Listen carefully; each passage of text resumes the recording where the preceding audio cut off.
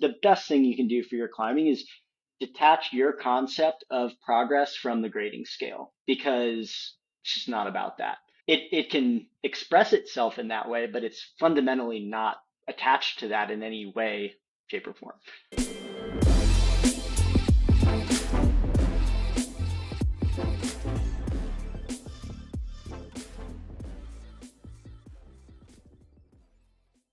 Okay, Will Anglin, welcome to the Testpiece podcast, man. How's it going?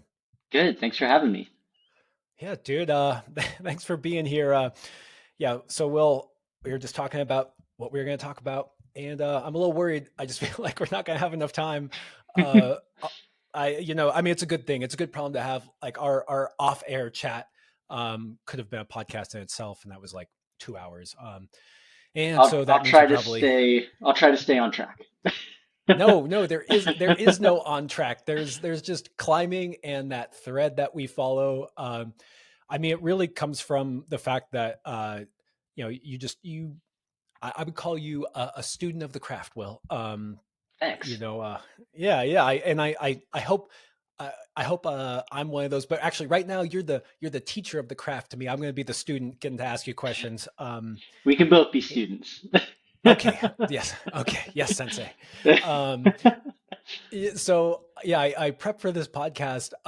I was reading some of the articles that you sent me, foundations and hangboarding away, not the way. Very important distinction there, which I had actually read in the past and loved it. And I was also listening to Meshuga Bleed. Um, Yes. y- yeah. By the way, thought when you talked about that, and if anyone can guess what that connection is going to be to a climber we talk about later, that would be the $1 million Oh link yeah. there. I would love it if somebody somehow connected that. That would be incredible. Maybe we'll talk about it. Yeah, yeah. But yeah, I thought you said my sugar or my, and it definitely gave me a different idea about what kind of song it might be. Anyways, we'll link that too in case people want to. Excellent. Yeah, that'll be good Yeah. for people. Yes, yes, definitely get them psyched, is what I'll say. Um, yeah, so Will, I met you a few years ago at the Tension headquarters in Denver, and I was spending the summer in Denver, mainly climbing with my good friend Daniel Fong, who spent a lot of time over at Tension climbing at the shop. And I was just lucky enough to tag along during that summer, and yeah, basically, probably the most fun climbing sessions I've gotten to do indoors maybe ever, and I'd say it's the best facility. I'd say, I mean, from my perspective, I'd say it's probably the best spray wall I've been on. But I was thinking about that, and I thought, what makes it the best?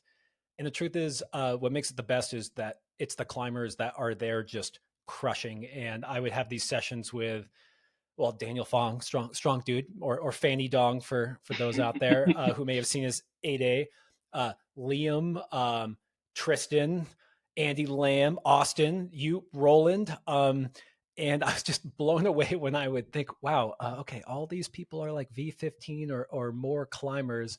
And it was really clear to me that if I wanted to level up, that, that was the place. So, yeah, I kind of wanted to start there because it's such a big, great memory for me that like what you built. I mean, look, Tension is an amazing company. Yeah, I should have led with that.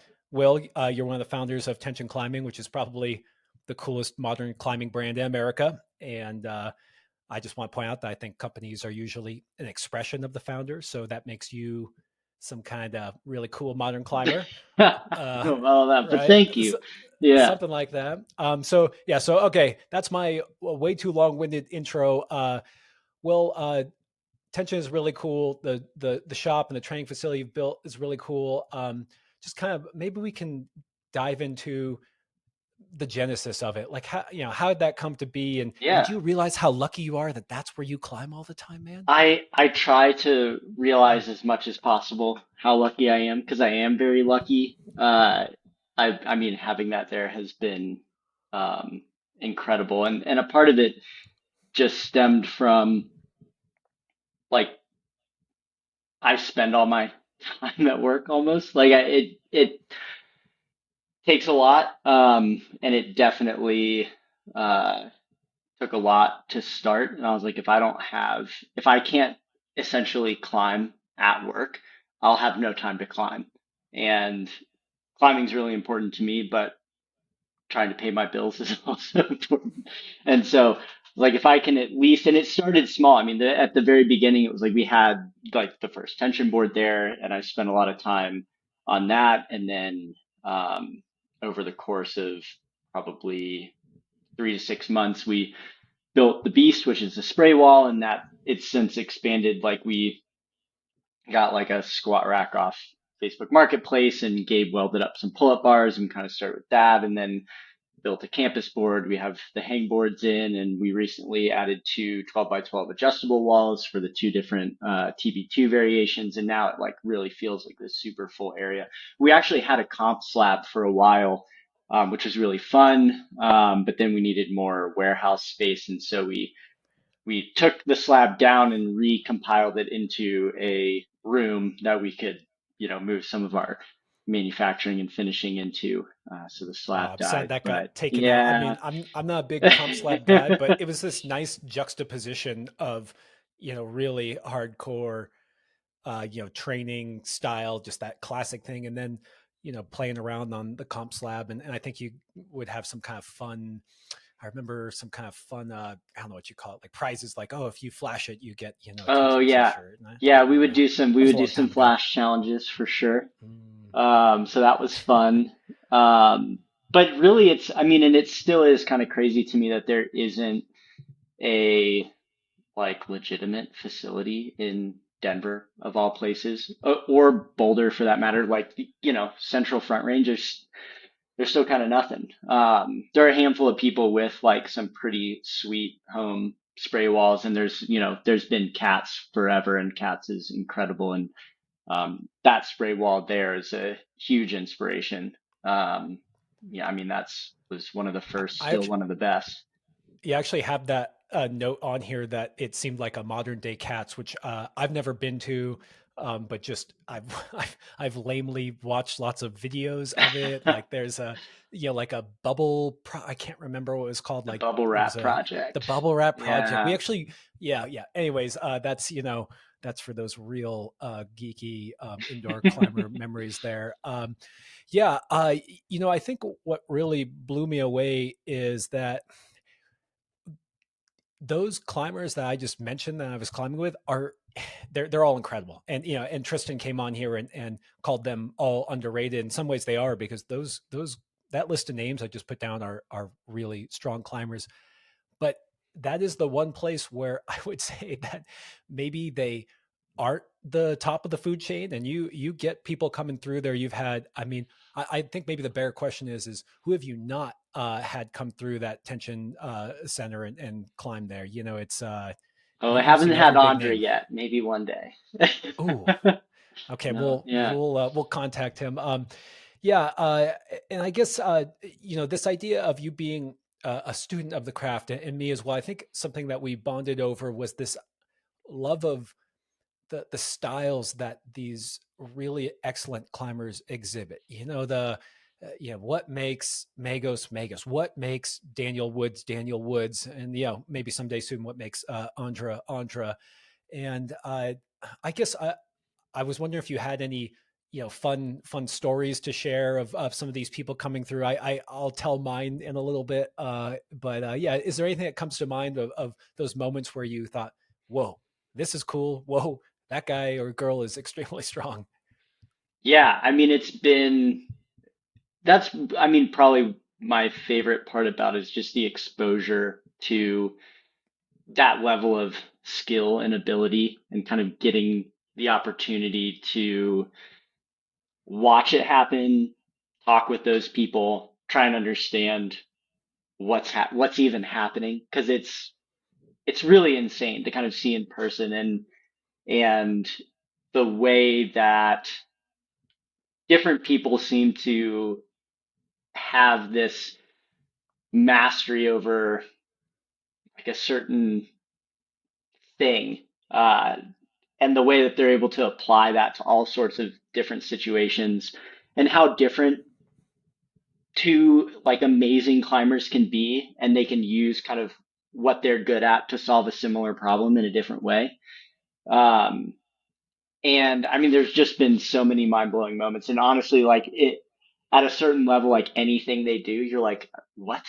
Like how I wouldn't have even thought that it wouldn't have even occurred to me. Not just that I didn't think it would be possible, but I wouldn't have even thought about it at all.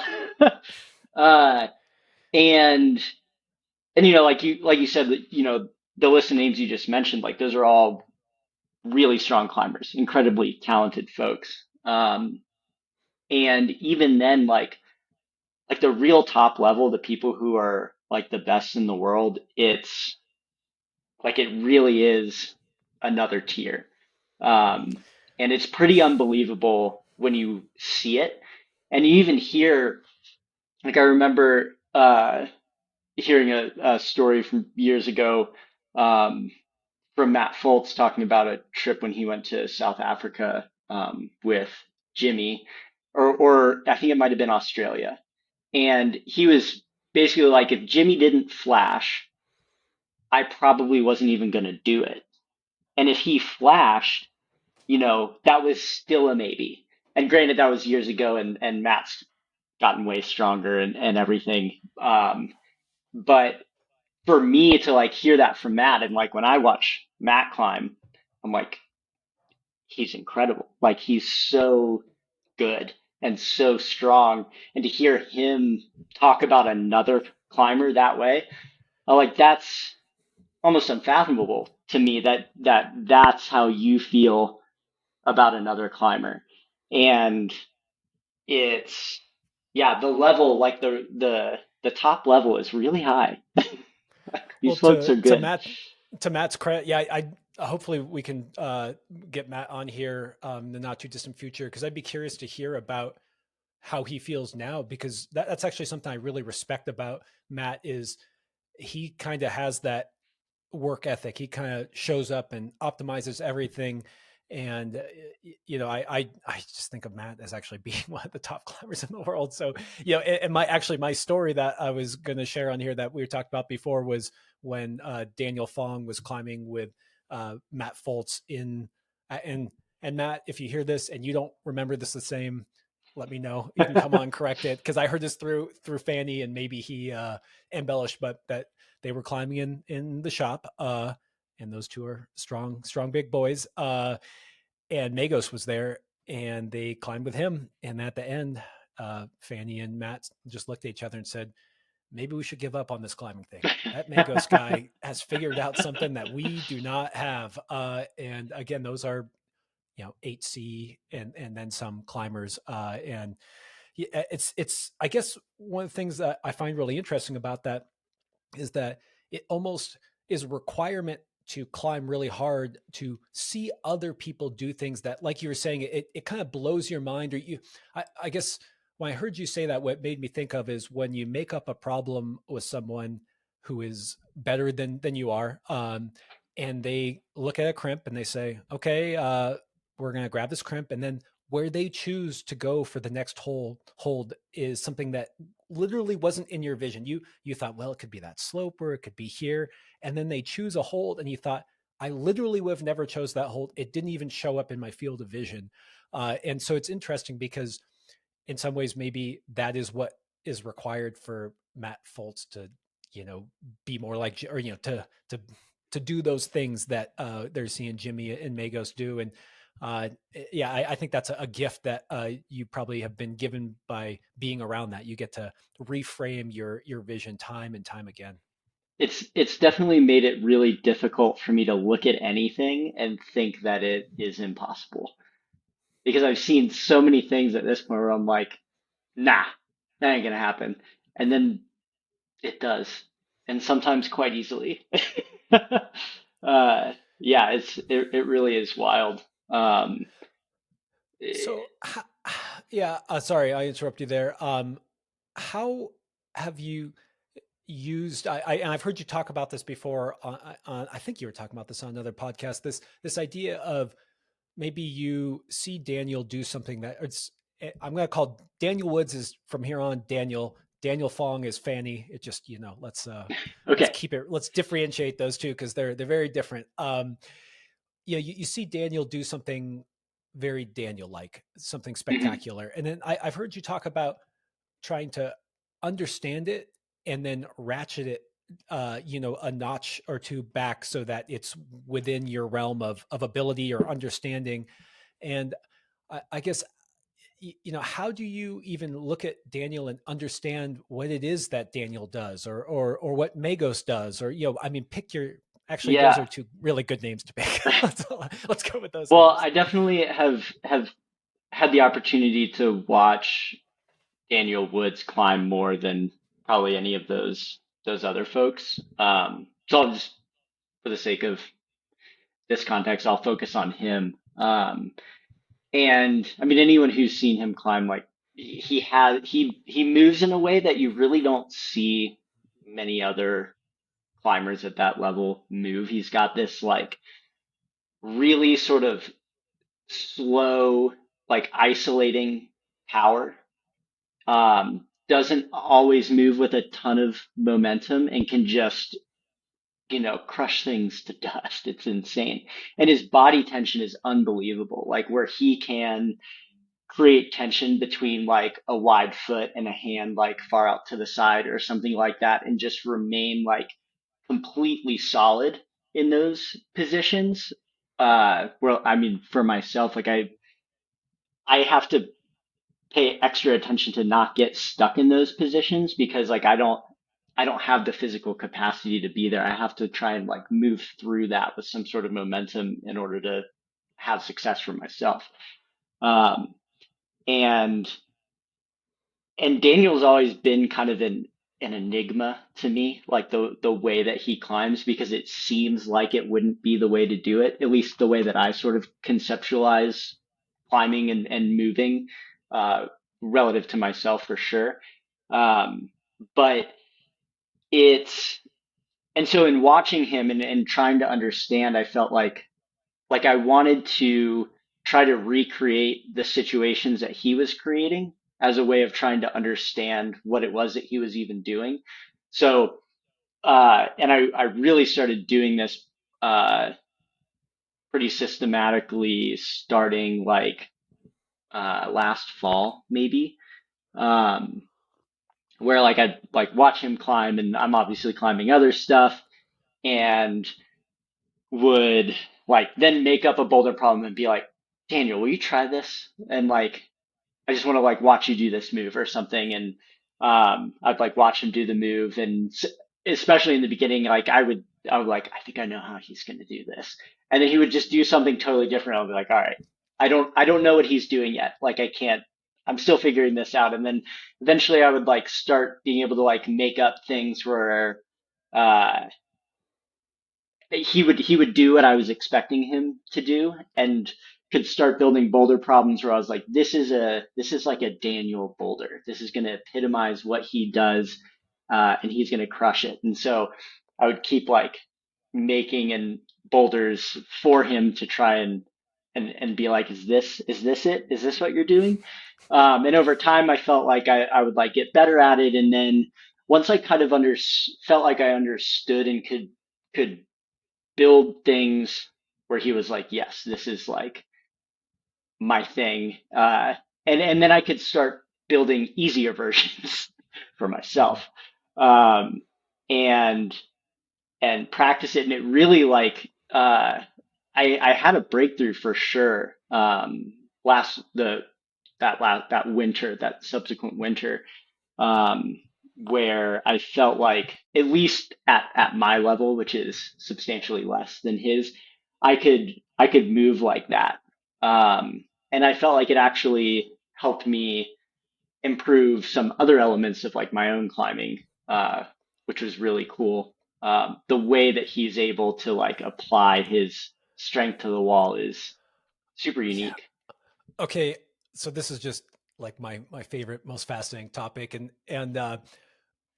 I guess what I want to understand here is we talked about this idea of does do these climbers that we see exhibit these really interesting, unique traits, do they have bad technique? And you go, no, Daniel Woods does not have bad technique. And he has Daniel Woods technique for, a V16 boulder problem. And so I guess when I'm hearing about you apply what you learn to yourself, what makes me wonder is you find this specific way that you can emphasize what Daniel is so good at on the wall. You say, okay, like this hold here, this foothold here, I can predict how Daniel is going to do it and he's going to eat it for breakfast. And I guess the two forks that it makes me think of is I'd love to see what Sean Rabitou does on that, because I feel like they're somewhat similar size. I'm not going to say they're the same size. They're different sizes, but they're smaller, muscular climbers, very different style. And then it also makes me wonder when you talk about how you have seen the benefits in your climbing, does it mean that when there's that kind of hold setup that Daniel especially excels at, that actually the best technique to achieve the send is utilizing his style in that? And so it's like you're like, okay, now I've seen this kind of situation before and I've encountered it and I've seen Daniel do Daniel here. And so I'm going to kind of put on my Daniel hat for this type of move, where it may not be, you don't put your Daniel hat on for every type of move. It's just, this is a good example. I know those are kind of two very different ends of the spectrum in a way, but I don't know which one you want to pick up and carry, but I think they're both interesting. Yeah, I mean, super interesting. And I guess I'll start with the Sean comparison. Because like when you look at the two of them, you might be tempted to think that they would find a similar solution. Um, but they like definitely don't always do that. And what I've noticed about Sean, and what I mean, I think a lot of folks notice this about Sean and have said as such, like he will find his way.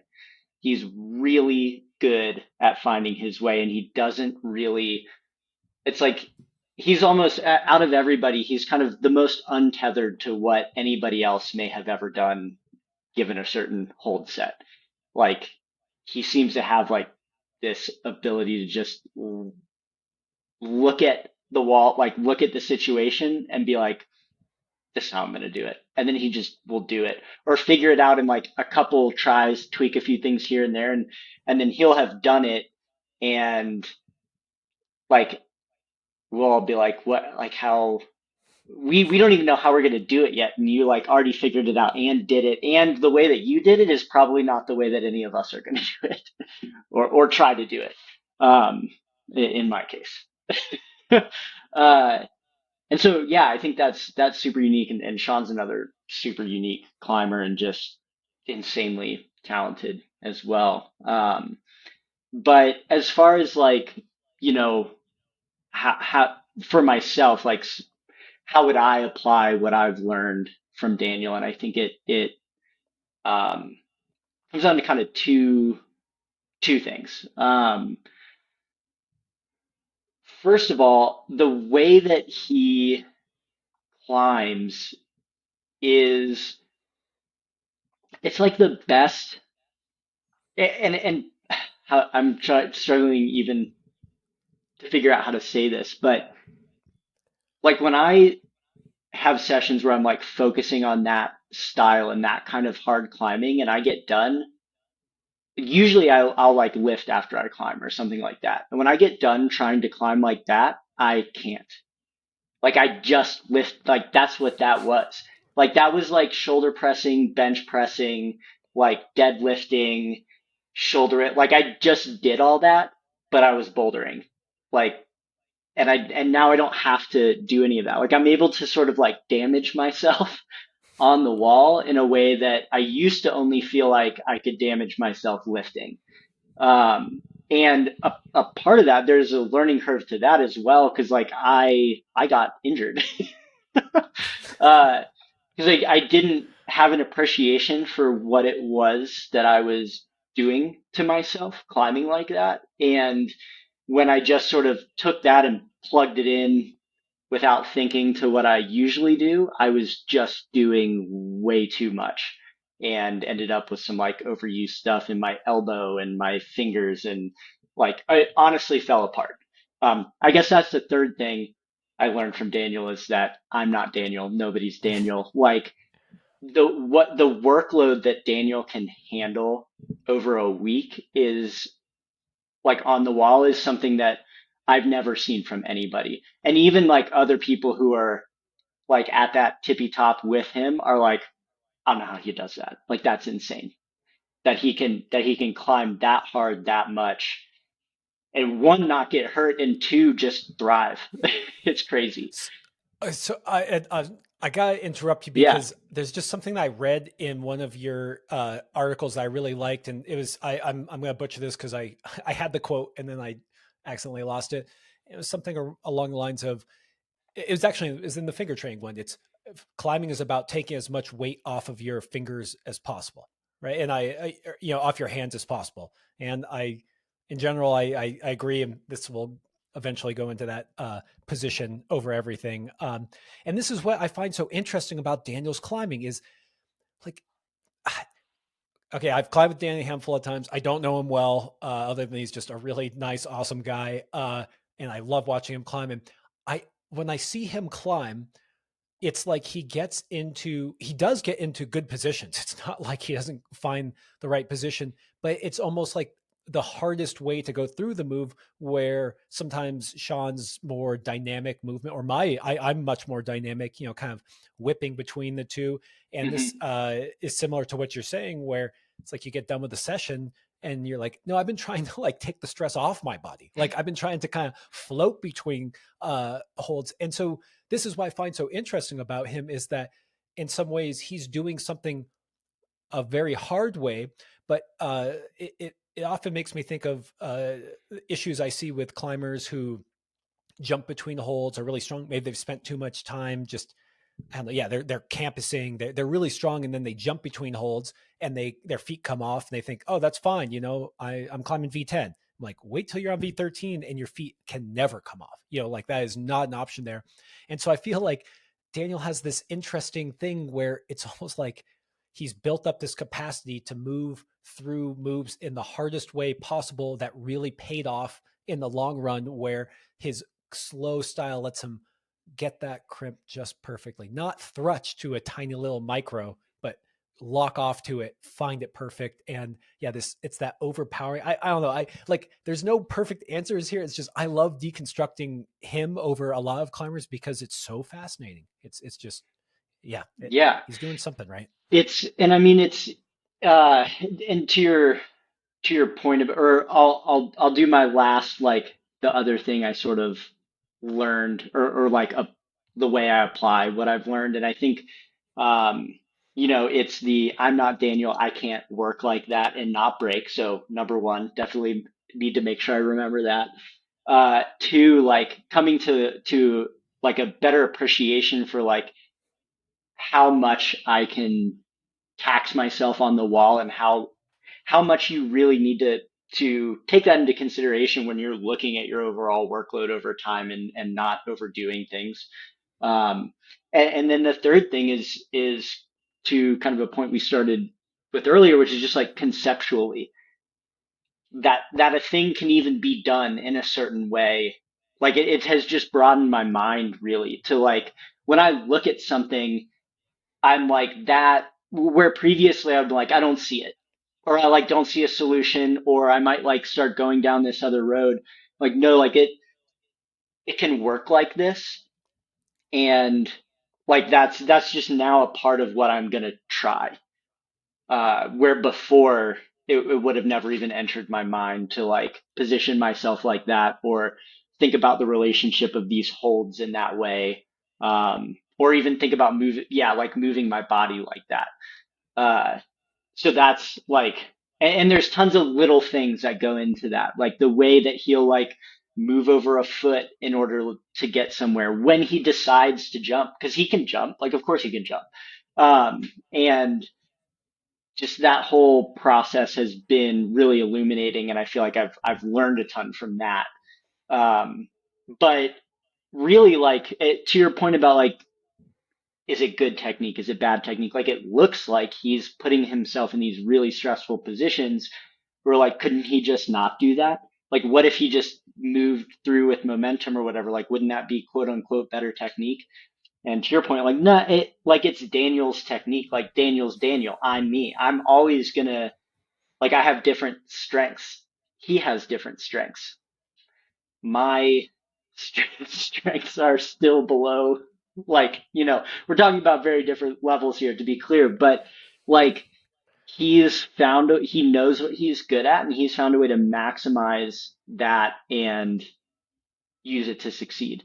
Sean's done that. Jimmy's done that. Allison Best has done that. Like, Harry Scott has it. Like, I feel like when people get really good, it's all about understanding what you're working with, right? Understanding your own body and how you're going to apply it to just some novel stimulus. You're in a comp, you turn around, there's a boulder problem. What are you going to do? You go to your project outside, like, it's a fucking rock. Like, what are you going to do? And that's really like what really good technique looks like for different people is always going to be a little different. There are fundamentals, surely, like what you just mentioned. Fundamentally, I think good climbing technique acknowledges the fact that kind of the weakest link in the chain here is going to be the fingers. It's the smallest, most delicate part of us that we're using to accomplish these tasks. And the more we can build resiliency in those structures and be really strong, that's a part of the puzzle. And then the second part is like, what can I do to not use it? Yeah, it'd be cool if someone made a company that helps us get our fingers stronger, things like that. Um, something I really want to highlight that you said that I think is so cool is, we talked about the shifting of perspectives by just looking at the wall and making up a problem and going like, wow, you can take that hold and go that far. But what, came up in my mind when you said by watching someone like Daniel climb, it reshifted your idea of what was possible also in like the different ways things could be solved. So it made me think of like, I don't know, some move where it's like a tiny hold and you think, well, like there's no way I could lock this off and get over it or something. But it's like, no, there are people who would choose to take that little tiny hold, really get over it and do a really slow style where you might look at someone else and say, oh, this hold's too tiny for me. This is more my style. But I can generate off it to really jump big and, and launch to that good hold really far away versus maybe locking something off. And it's like, this is the thing is that if you don't, like my style would be to do that jump, but if you don't even understand or don't even recognize that there is another option, you're in trouble there because, I mean, first of all, it just means that you're not even allowing yourself to embrace a technique that is available to you, whether or not it may be your easiest way or not. Like, this makes me think of something else we talked about that I thought would be fun to utilize Daniel on is, okay, Daniel and all these pro climbers have something that makes them special. Great. We know. And we also said like, and their weaknesses are still V15 level. It's like, okay, Daniel's not good at X, and I don't know if I even know exactly what that is. But it's at such a high level that doesn't look like a weakness. And I guess I'm curious if you think that, like, how do you find that balance between leaning into what you're good at, spending time training, understanding technique? Like these are all part of the same puzzle for solving, or all part, yeah, all part of the puzzle for you to solve. But like, how do you think about that based on where you are in your climbing journey? I mean, you keep saying like these guys are so good, but Will, I know you're, V14, like you are, or at least I don't even know if maybe you've climbed harder. I know you are a very good climber. And so, it's also something we talked about, like internal, like looking internally versus externally. You're a master or you're a student of these people you see around you. So how do you think about understanding where to lean into when you think about technique and training and getting better? I have the same question. uh, Well, it yeah, changes every I mean, day, right? the short answer is, I don't know. I've found that to be one of the more difficult things for myself. I feel like over the years, and it's been, I don't know, more than 20 at this point. the way that I've always learned is kind of like what I was talking about earlier about Daniel, but there have been all sorts of different people through my career and in my life where I've been like that person. Like I need to I like identify something in them where like I want like I don't have that and I want that. And like when I was really young, it was like watching Jason Cale and Matt Bosley like climb in like the like old school crappy bouldering cave at like the Earth Treks Columbia gym and being like, what is that? Like that's I want that. Uh and and I mean those guys insanely talented. There are other just really strong people in the gym. This dude Ross, when I was like kind of in high school and college, is somebody who I like really latched onto and learned a ton from.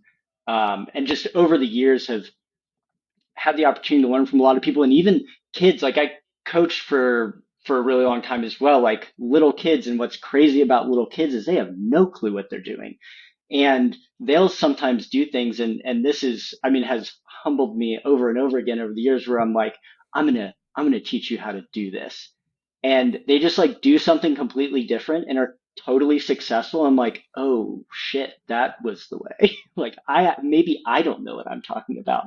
um and so sort of like the freedom that they have in watching them sort of like explore and learn things in that way has been really educational for me.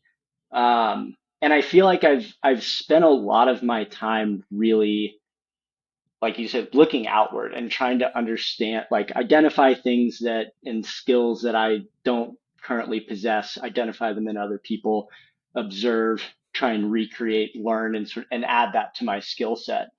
Um, but at the same time, I've started to realize um, over the last few years that I really feel like in some ways I've held myself back in that way and not necessarily embrace the things that I am good at and in constantly trying to do things the way other people would do them, I'm sort of neglecting whatever my superpower is and trying to like what is that? How and try and think about it more like somebody like Sean, where it's like I actually don't care how anyone else ever did this or thought about doing it. Like there's a rock in front of me or a set ball, whatever. There's a situation in front of me. I'm me. What am I going to do? And how am I going to be successful? And that's something that I'm currently working on, and that's sort of kind of in a weird way feels like the next frontier for me personally is trying to understand that about myself. Oh, nice. I'm gonna have to tie that into you talking about plateau busting, and you know, before click and record, we had talked about some of your older podcasts with Roland, and anyways, that'll just be a teaser because I got you mentioned Jason Kale, and the podcast I did with Jason hasn't come out yet, so you probably don't know that I did one with him. But he actually messaged me a question for you, and he was curious. I mean, we've been talking about this for the last half hour, but he was curious how moving from the East Coast to Colorado, changed your perspectives on, how did it change your climbing and your perspectives on climbing?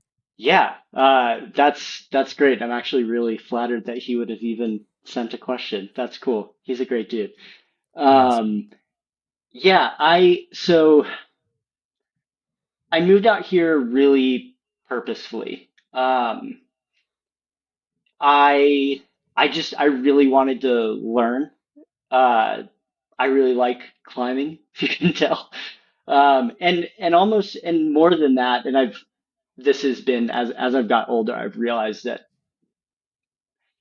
it's not so much that I like climbing. I mean, clearly I do, but I like the the pursuit of mastery, you know? I just think that's interesting. Like what the hell else are we gonna do? Like I'm gonna die one day. I've got to fill my time. Like just try and get good at something. And it kind of doesn't matter what it is. That's sort of more what I'm chasing and the sort of experiences that that sort of endeavor, can provide a person. And so I moved out here because I was like, I want to learn. Like I want to be able to watch Daniel Woods climb. Like when I moved, I had no idea. I was like, of course that will never happen. Like I'll never meet Daniel Woods. I'll never see him climb. But, maybe just being out there and being exposed to all these incredible climbers who are all super talented, like maybe I can learn something. Hopefully I can. And, uh, like that super happened. There really is, you know, something to be said for surrounding yourself with people who are better than you. And I feel like that's something I've definitely done a good job of. Like I am kind of always the worst. Um, and definitely in some way, like everyone around me is someone I can learn from. Um, and coming out here has just given me further access to that. So that's been really cool. Um, Culturally, Colorado is really different than the East Coast, like especially in climbing, and that was a pretty rude awakening for me. I learned a lot about that really quickly. For all the good things about surrounding yourself with like good climbers and everything, it can get uh, competitive in a way that is probably not super healthy. And just the sheer number of climbers out here inevitably changes the way that those communities sort of segment themselves and then interact with each other and interact with the climbing areas around us. Um, and, you know, that could be good or bad depending on your perspective at any given point in time, but it's certainly different. Um, and, uh, you know, I do miss the East Coast in a lot of ways, for sure. Um, for a lot of reasons, but um, yeah. All that being said, it's been positive. It's definitely been positive. Yeah, I would say you've done better than maybe anyone else at surrounding yourself with some of the top climbers in the world. I that really resonates with me. It's actually my number one tip for people who want to get better is climb with people who are better than you. And the kind of like thing next to that that I will say out loud, but is maybe other people won't always say out loud is I think you have to get around people who are better than you and then say I'm going to get better than these people and then move up. And that doesn't mean, gosh, that doesn't mean it's like they're single serving friends or anything. That's not the point. Just that you have to always be aiming upwards. And what's interesting is when I visited the shop, I felt like I had kind of tapped out my area and I hadn't had that feeling. I'm not an amazing climber, but especially on spray walls, I'm actually pretty darn good. And I felt like I was just barely able to hold my own in the shop. I thought, oh my gosh, this is if I want to level up, this is where I need to go. My my wife was pregnant. I'm old. I had business responsibilities. Maybe maybe if I was 25, I would say like, and I actually give this advice to people who are really ambitious. I say, you want to get in on the hardest climbing. Typically that's called, you want to be a really strong boulder. Maybe go to the place where there's the most hard boulders. And Colorado. I've met people who have moved to California and were happy to get out of kind of that bubble. And the good and the bad is hearing about that segmentation uh, of climbers. In my experience, if you were a really good climber in California, I mean, I guess I'm just old. This is maybe 10 years ago more. It was kind of like, oh, you are automatically my friend because there's so few of us. Like if I bump into you at this boulder, like I can't wait to meet you because like, I want more people who are just as psyched as I am. And so, yeah, that's interesting that there's some downsides there that when you get, uh, there can be clicks or something, but I don't want to focus on that. You know, that's a side note to climbing. I still think going to Boulder or moving to Colorado is maybe the best thing someone can do to become stronger, especially outdoor climbing. And maybe Salt Lake is kind of the place for competition climbers right now, which is interesting how, Hmm. I don't know, just funny how those places arise. Yeah, and it's you know you kind of got to be careful. Um, I think something that's been important for me, and I think over as time goes on, I realize it more and more how important it is. But like kind of to what I was talking about, like pursuit of mastery. Like, why am I actually doing this? And really trying to understand that about myself and have something that I can come back to because it can get real easy to get lost in the sauce, especially out here. And you like before you know it, you're like, oh, like, am I even having fun anymore? Like, am I even doing what I like? Or am I just wrapped up in this because I'm just so focused on like, get to the next level. Okay, what's the next level? What's the next level? What's the next level? That like time goes by and you're like, what have I even been doing? Uh, and has it been good for me? Has it been good for the people around me? Am I having a positive impact on my community or a negative one? Um, Will, you have a very positive impact on the community.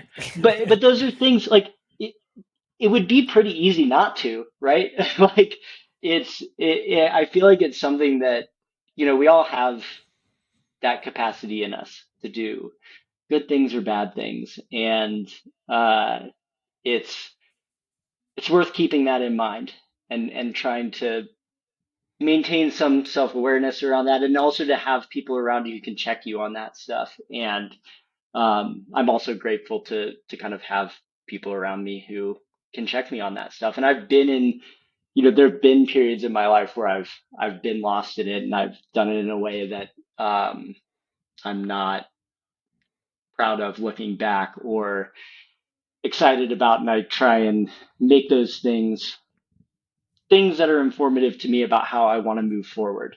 And so, yeah, like definitely, if you're trying to boulder hard, go to the hard boulders. Be around the people who are climbing them and learn from them. Because the stuff you need to learn is not stuff that you can like read in a book or have Or listen to a or podcast.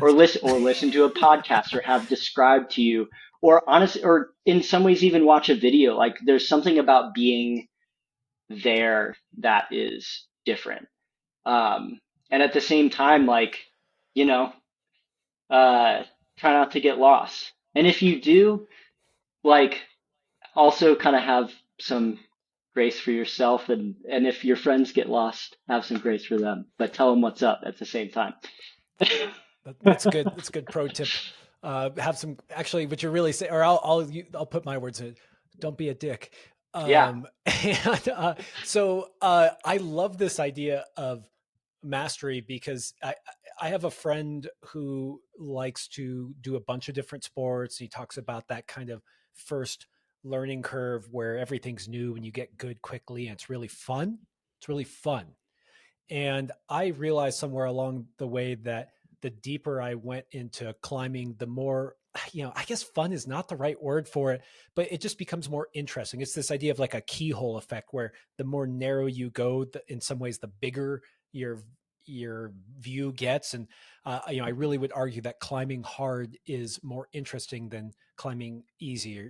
These intricacies we're talking about, where we're picking apart Daniel or Sean and where to apply what. To me, it's beautiful. So I like that. And on that same note and connecting to what we're saying, I a topic that I thought would be really fun to dovetail this into is this idea of climbing and chasing grades or chasing the experience. And actually, before I hand it off to you on there, we were talking about leveling up or getting to the next level, and this idea of how you actually get there. Is it reading a book or listening to a podcast? It's something that we harp on a lot because I mean, this podcast started really out of a coaching business, and you've been a coach and a great coach, and kids, other, like coaches are important. I love I love coaches. They've been really influential in my life.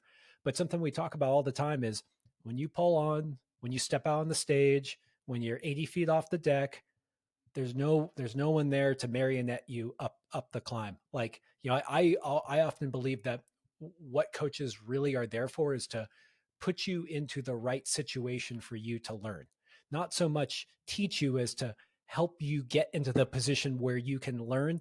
And so that's why I mean, look, we love doing a podcast, we love coaching, but the thing itself still has to be a journey on your own. And I think we could dovetail that into this idea of, are you just trying to collect climbs? Are you trying to have a beautiful experience? How does that partake in your pursuit of mastery? And just, I think we kind of connected over this idea of social media. I don't know. I don't want to blame social media. Social media is great. Follow us on Instagram. Um, it's like, we get into these moments where it's like, look at this picture of me on this climb. Like, don't I look cool? And I did this climb, and I don't have anything against that. Like, in fact, that's caused me to go literally across the world to do certain climbs. But when I look back in my climbing career, the things that really stick out in my head, those moments that like sometimes are a little traumatizing. I go, man, I'm glad that I didn't fall there. Our experiences, not like collecting the climb. And I just, I think it's a fun topic that we were riffing on before. And yeah, what do you think about the current state of climbing media, or how climbing is right now? Yeah, I want to address like something you said earlier, real quick, and that's with regards to coaching and learning stuff. And I think like what's really important is learning how to learn, because you know it, the thing that I don't one of the things I don't like about coaching is like I don't want to coach you forever. I want to coach you for as few times as I possibly can. Like, not because I don't like you, but because the whole point of this is like, I want to get you thinking about it in a certain way so that when you're wherever you're going to go, you have the tools to succeed. I mean, what's cool about climbing is every single boulder problem is different, like every single one. And I mean, even to the point, like there's these standardized boards, like we make one. Um, everyone is different. They're less different than almost any other thing, but they're still different, um, and always will be. And that's something that's cool to me about climbing is like, if you want to do something that somebody did, you have to go do that thing. There's really no substitute for it. And even when you do it in some ways, like it's still a different thing. That's a whole other tangent I will I not do go want to on. get, yeah, Um, keep on going, keep on going. Don't but let me, yeah, like yeah. learning to learn, because I'm never going to be able to stand in front of somebody and tell them all these different things and like that are going to apply universally to everything, but I can help you think about it in a way so that you can develop a solution on your own in that moment. That to me is the goal for coaching. But Will, just tell me how to do it. Just Dude, tell me. okay, quick story. And Roland will remember this vividly. We talk about this often, and this is one of my favorite anecdotes. So we had this kid on team, young, like 9 years old, and he broke down in tears during practice. It was like we were like working on a boulder problem, and he was just broke down in tears and was like, "Why won't you just tell me what to do?" And I like it was this like crazy earth shattering moment for Roland and I as coaches. We were like, "Holy shit, this kid thinks that we know, and we're not telling him." That we know that there's something that we could say, we could tell him what to do, and then that he would be successful. And like that was just a total like inflection point for like my life. Honestly, Probably for the kid's life I as was well, like, though, oh my right? It's gosh. so important. And we told him, we were like, oh my gosh, like dude, there's nothing that we know that we're not telling you. Like we're not withholding anything from you.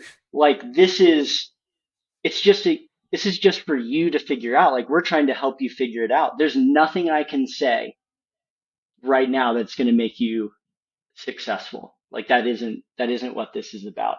And I think so many people think that about climbing, that there's a thing that if they just like read the right book or listen to the right podcast or like watch the right video, that it's going to be like, oh, it's this, and that they're going to go out and be successful. And it's never that.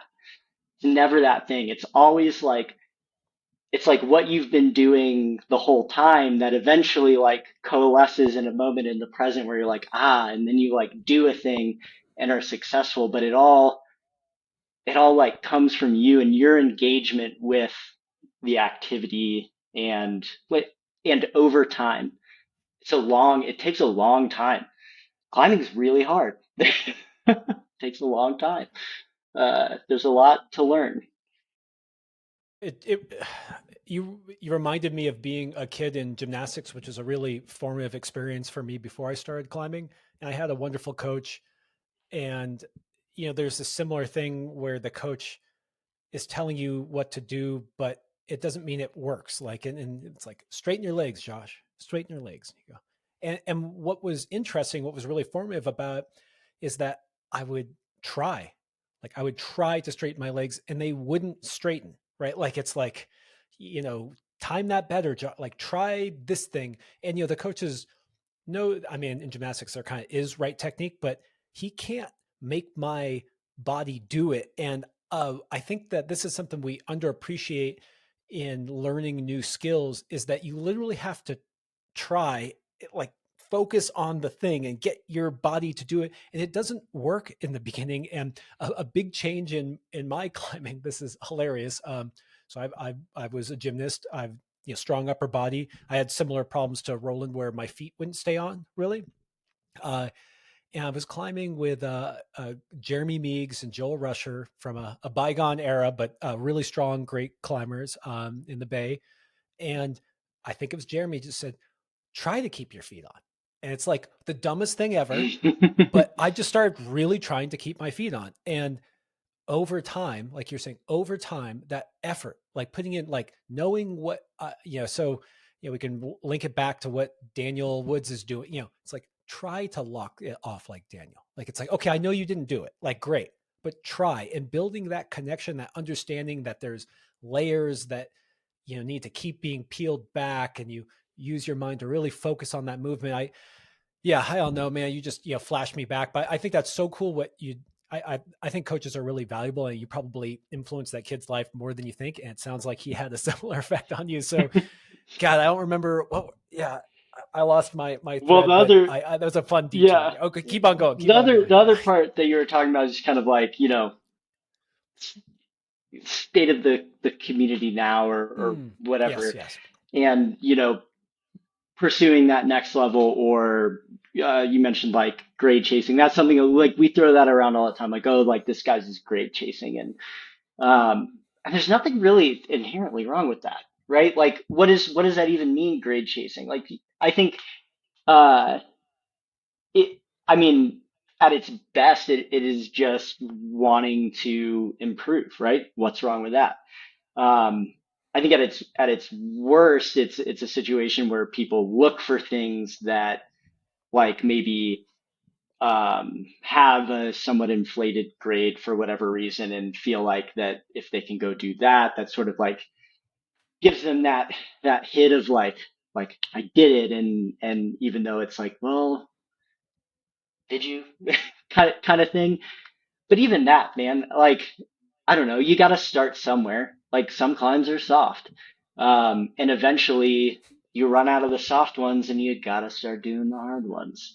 It's like you end up against something difficult at some point, no matter how you decide to go about it, and you'll have to deal with it at some point. But this kind of juxtaposition of uh, what do you even want to call it? I mean, the experiences that climbing can engender, like Soul provide climbing, for, man. yeah, soul climbing, Soul climbing. um, and Those elusive soul climbers. and Yeah. and it's like, and that's also like we have all these like weird kind of like derogatory ways, like the way that we talk about different ways of pursuing climbing, and at the end of the day, like it is all pretty ridiculous. So, I try to like temper it with some of that absurdity, but you can you can go about climbing in all sorts of different ways, and the way that you go about it doesn't inherently make it kind of positive or negative to you, the community, the people around, like whatever, however you want to contextualize that. Um, it's I'm struggling even to like figure out where to sort of start. I sort of have like a cloud of thoughts on this, but it's Well, yeah, I mean, don't let me. I was going to interrupt you if you want a moment to let your subconscious bring it yes, all thank you. I together. was spiraling. Well, because it's interesting as I think about it. I think about like, well, what do I mean? Like, because I mean, I've done been a grade chaser, but then I was just saying how some of my more meaningful times, aren't necessarily the hard grades, and there was this element of like, you go to a new area. 8A totally gamifies things, and you're like, I just want to climb.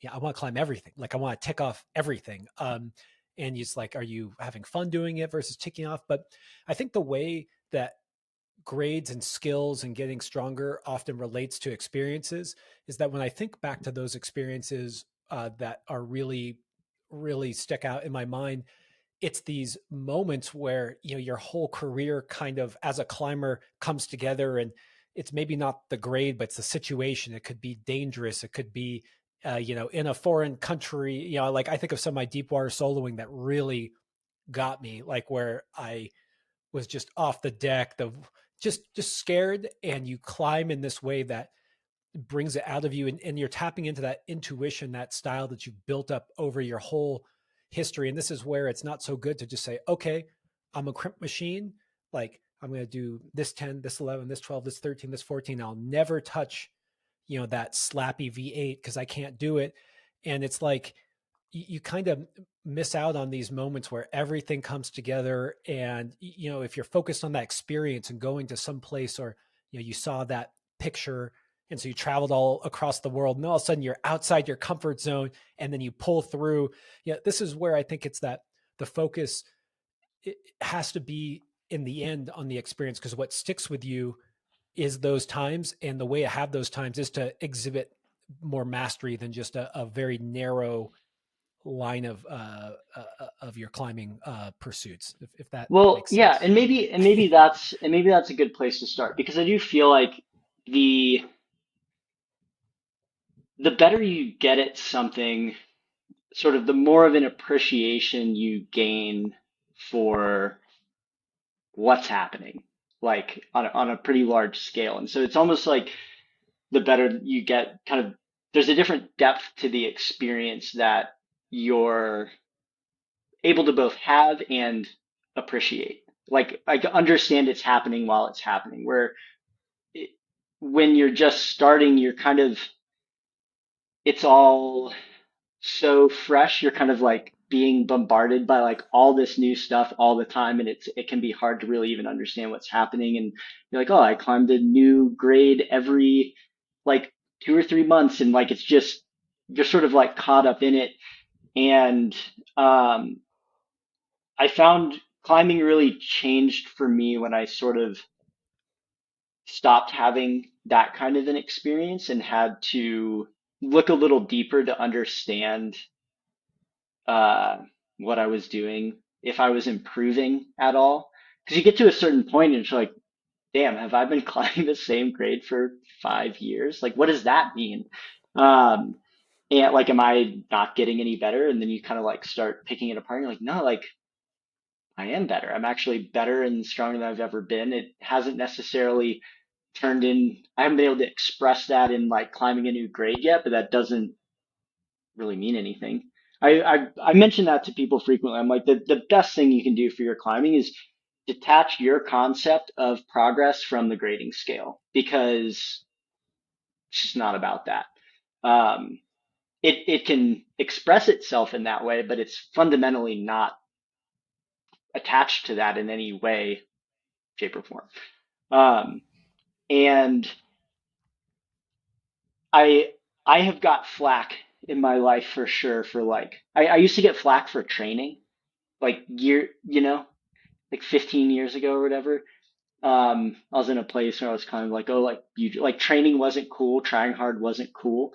Um, and I was like, I really, and that was tough for me because like I didn't like hearing that, you know, but like, but I like it. Like, how can it be not cool? And I had to, reconcile that uh, earlier on in my career, where now like training is almost cooler than climbing. Like when you look at the media, it's like, are people even climbing or are they just training? And it's interesting how it's like flip flop like that. And I love training. I think it's super fun in itself. I like uh, I like the process of doing it. I like being tired, uh, and the way that training can kind of help structure the rest of your life is another interesting thing.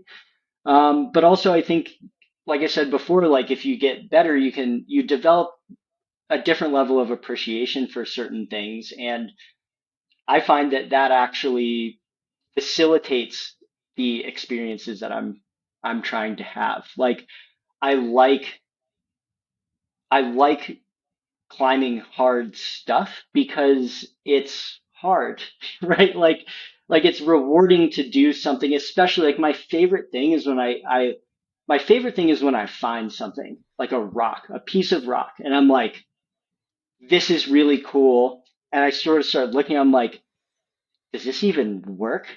Like, does this go at all? Can I do it? And like slowly sort of like trying it and understand and like it's because at that point it's totally novel. I've never seen a video.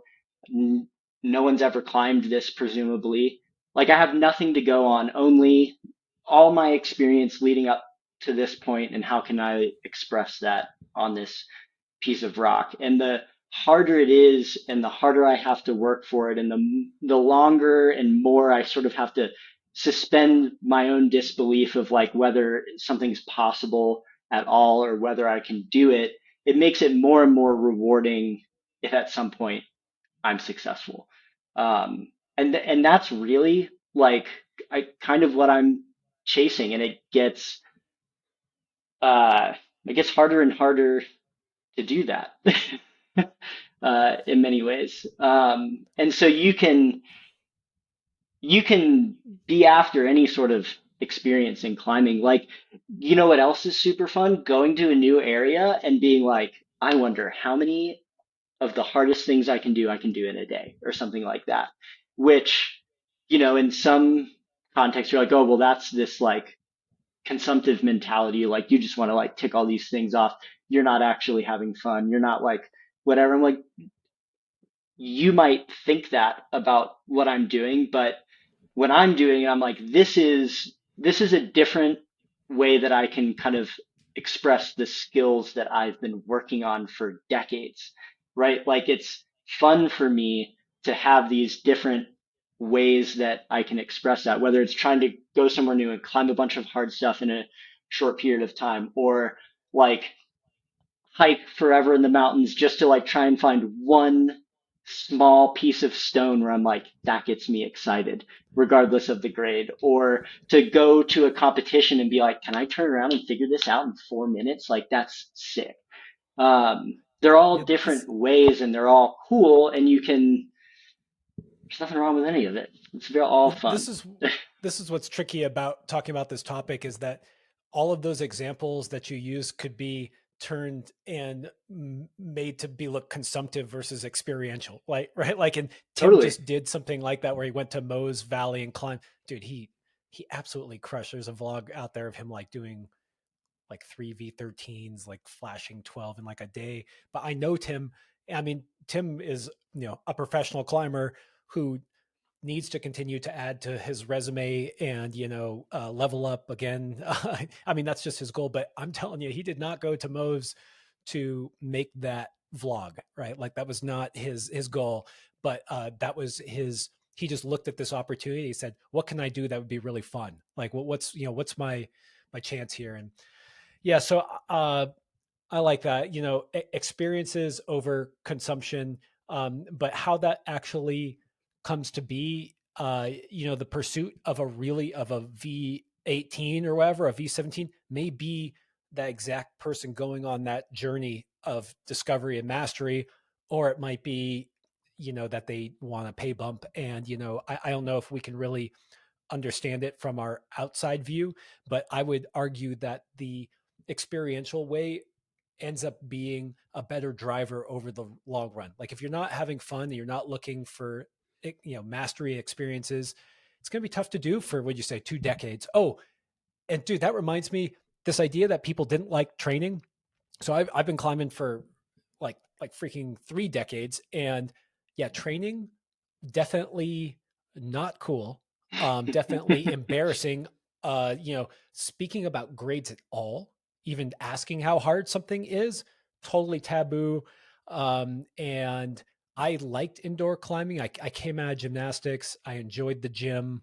I was in the Rocknasium, which is like one of the first gyms out there in America, and I really enjoyed it.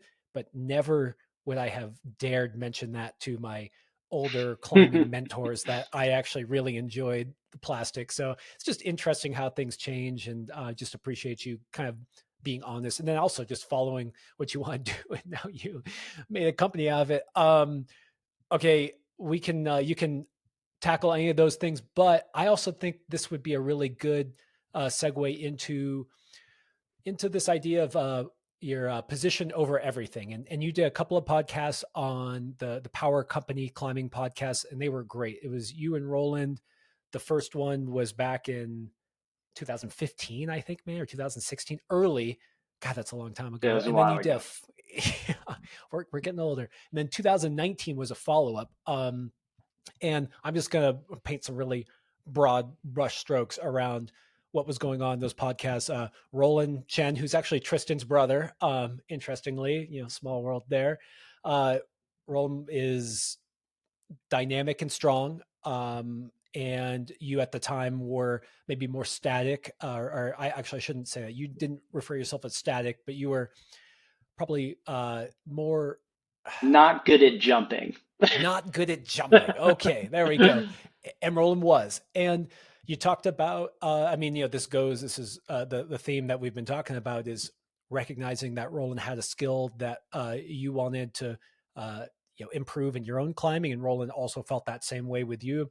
And then when you guys came back on 3 years later, you had kind of done it. And, you got strong and you got better at jumping, and Roland, vice versa. Uh, and the two things that made me think of is, I want to know how you just got strong, right? Like, I mean, it's easy. Like people, in some ways, like training is simple and you just get stronger. But just like we're talking about, like it's never that. Like, what does stronger really mean? And maybe you just mean that your numbers went up, and so you felt really strong on the wall. But I have a hunch it might be a little more nuanced than that.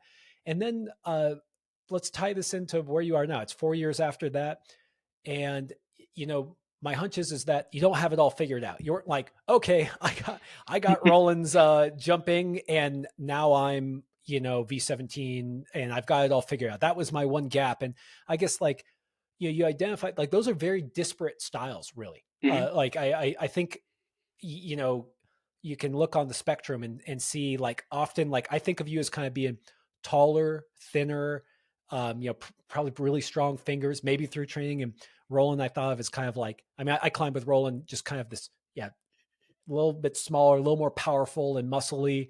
And those are kind of like, I mean, it's like Paul Robinson, Daniel Woods, Dave Graham, Chris Sharma, like, pick your, Mhm. Mhm. classic thing. But yeah, I'm curious, like so first, how did you get strong? And then when you got strong, it's like, what now, Will? Like, was that it? Was that the thing? Or what now? What's Yeah. POE part three? Well, so I think there's a number of interesting things here that we can address, in a few threads we can connect about everything we've sort of been talking about. Um, I think one of the things that I want to just mention first is the time scale. I think is important for people to understand. I think you said it was maybe 3 years between the first one and the second one. Correct. It's about how long it took, right? Like 3 years of practice just trying to improve, like not just, but truly focusing on improving that style. Um, and I'm still trying to improve that style. But yeah, like it took 3 years to make a significant impact on my ability to climb in that style.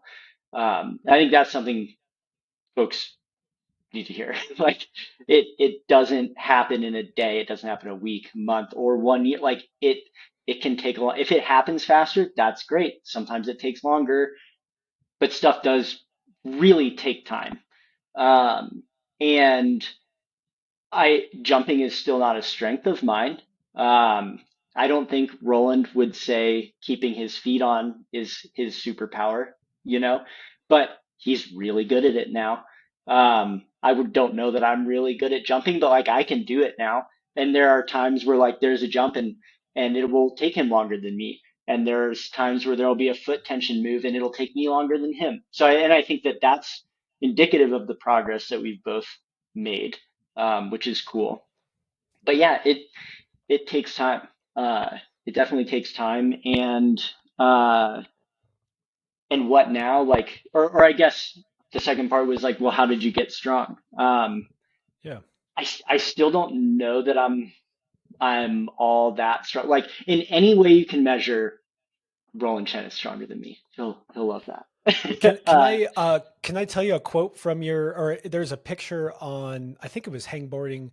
So wait, Mhm. let me dig it up, and it's a picture of you on Slasher, which is this really notoriously, I don't know what you call it. I mean, it's It's just a kind of gnar, dude. savage. It's savage, right? Yeah. So I haven't tried it. So I've just but honestly, like it's attractive to me in the sense that I kind of like that kind of gnarly style. But you wrote third V13 in a week, despite not being able to do a one arm pull up, a front lever, or one hand dead hang, a 20 millimeter edge for any time at all. You are more than the sum of your strength metrics. And so I was curious when that came out, how it's really, like those metrics that you're talking about, like Mhm. I don't like I was surprised to read that, especially on something like Slasher, which looks pretty savage, dude. And I would have thought that those metrics would have been something that you kind of had in your back pocket. Yeah. And I still kind of don't have those in my back pocket. We can edit that out. Will, we I can can, edit yeah, that edit out. that out, Yeah, cut that. yeah, No, I can, so one arm pull-ups, I can do those now. And that's something that, for me, I find really important. I've got, +5, 8. So I'm 5'10" with a +5. And those long levers suck for a lot of stuff. And, so levers, front levers, I say I cannot do a front lever. There are and I also say like I can't dead hang a 20 mil. There are times now over the past couple of years when I have been capable of that. Um, but it's not like a normal thing. I can't just bust that out. Like if I want to be able to dead hang a 20 mil edge again, like I have to practice for it. Like I have to like really have to work on it for like 6 to 10 weeks to like be able to do that. Um, and similar for a front lever, although my like time to front lever has shortened over the years. Time to 20 mil edge hang has also shortened, but it's still like the thing I'm usually farthest from. But at the same time, when I've been able to do those things, has not been the times when I've been actually like performing at my peak, actually climbing the hard boulders and doing the things that I want to do. And that's a lesson I learned over and over. And I wish it would stick. I wish I wouldn't have to keep learning that. But as a person who's like been weak and skinny forever, I have a hard time snapping myself out of that, and it feels really cool to feel strong on those strength metrics. And I've got lost in that sauce before, and just like been able to dead hang stuff and front lever and like lift a bunch of weight, and then I like go out or go on trips and I'm like it's like I've never climbed a day in my life. Like what's happening here? Um, I just want people who are listening, because third V13 a week is no joke. I mean, we throw around these names around Daniel Woods and Magos, but V13 is really hard. V13 is really hard. It takes a long time, and uh, people are out there, and it's amazing how many people can do a one arm, can do a front lever, can dead hang 20 mil, and they're climbing V7. And look, I know that these morphology changes. So I also have like a plus, maybe a +4, and I can do a one arm. It's funny because I usually think of myself as being really strong, but I struggle. I mean, I can do a one arm. Well, I don't know about right now, but it's just it's really important to like not get caught in those metrics just because how it actually is displayed on the wall is really important. And one thing just bugs me is, doesn't Daniel have like a +6, Daniel Woods, and he just can like do one arms like I nobody's don't joke. I thought he I has a don't huge know. 8. He definitely has a positive span. I don't Yeah. know what it is. He's also a freak of nature. He's Yeah. really, it's Oh, that's right. You're crazy. not Daniel. I'm not That was one of Daniel. the lessons. You're That's one not. of the Oh, I'm lessons. not Daniel either. Damn. uh, Okay, got but a it's check. Okay, got okay. money.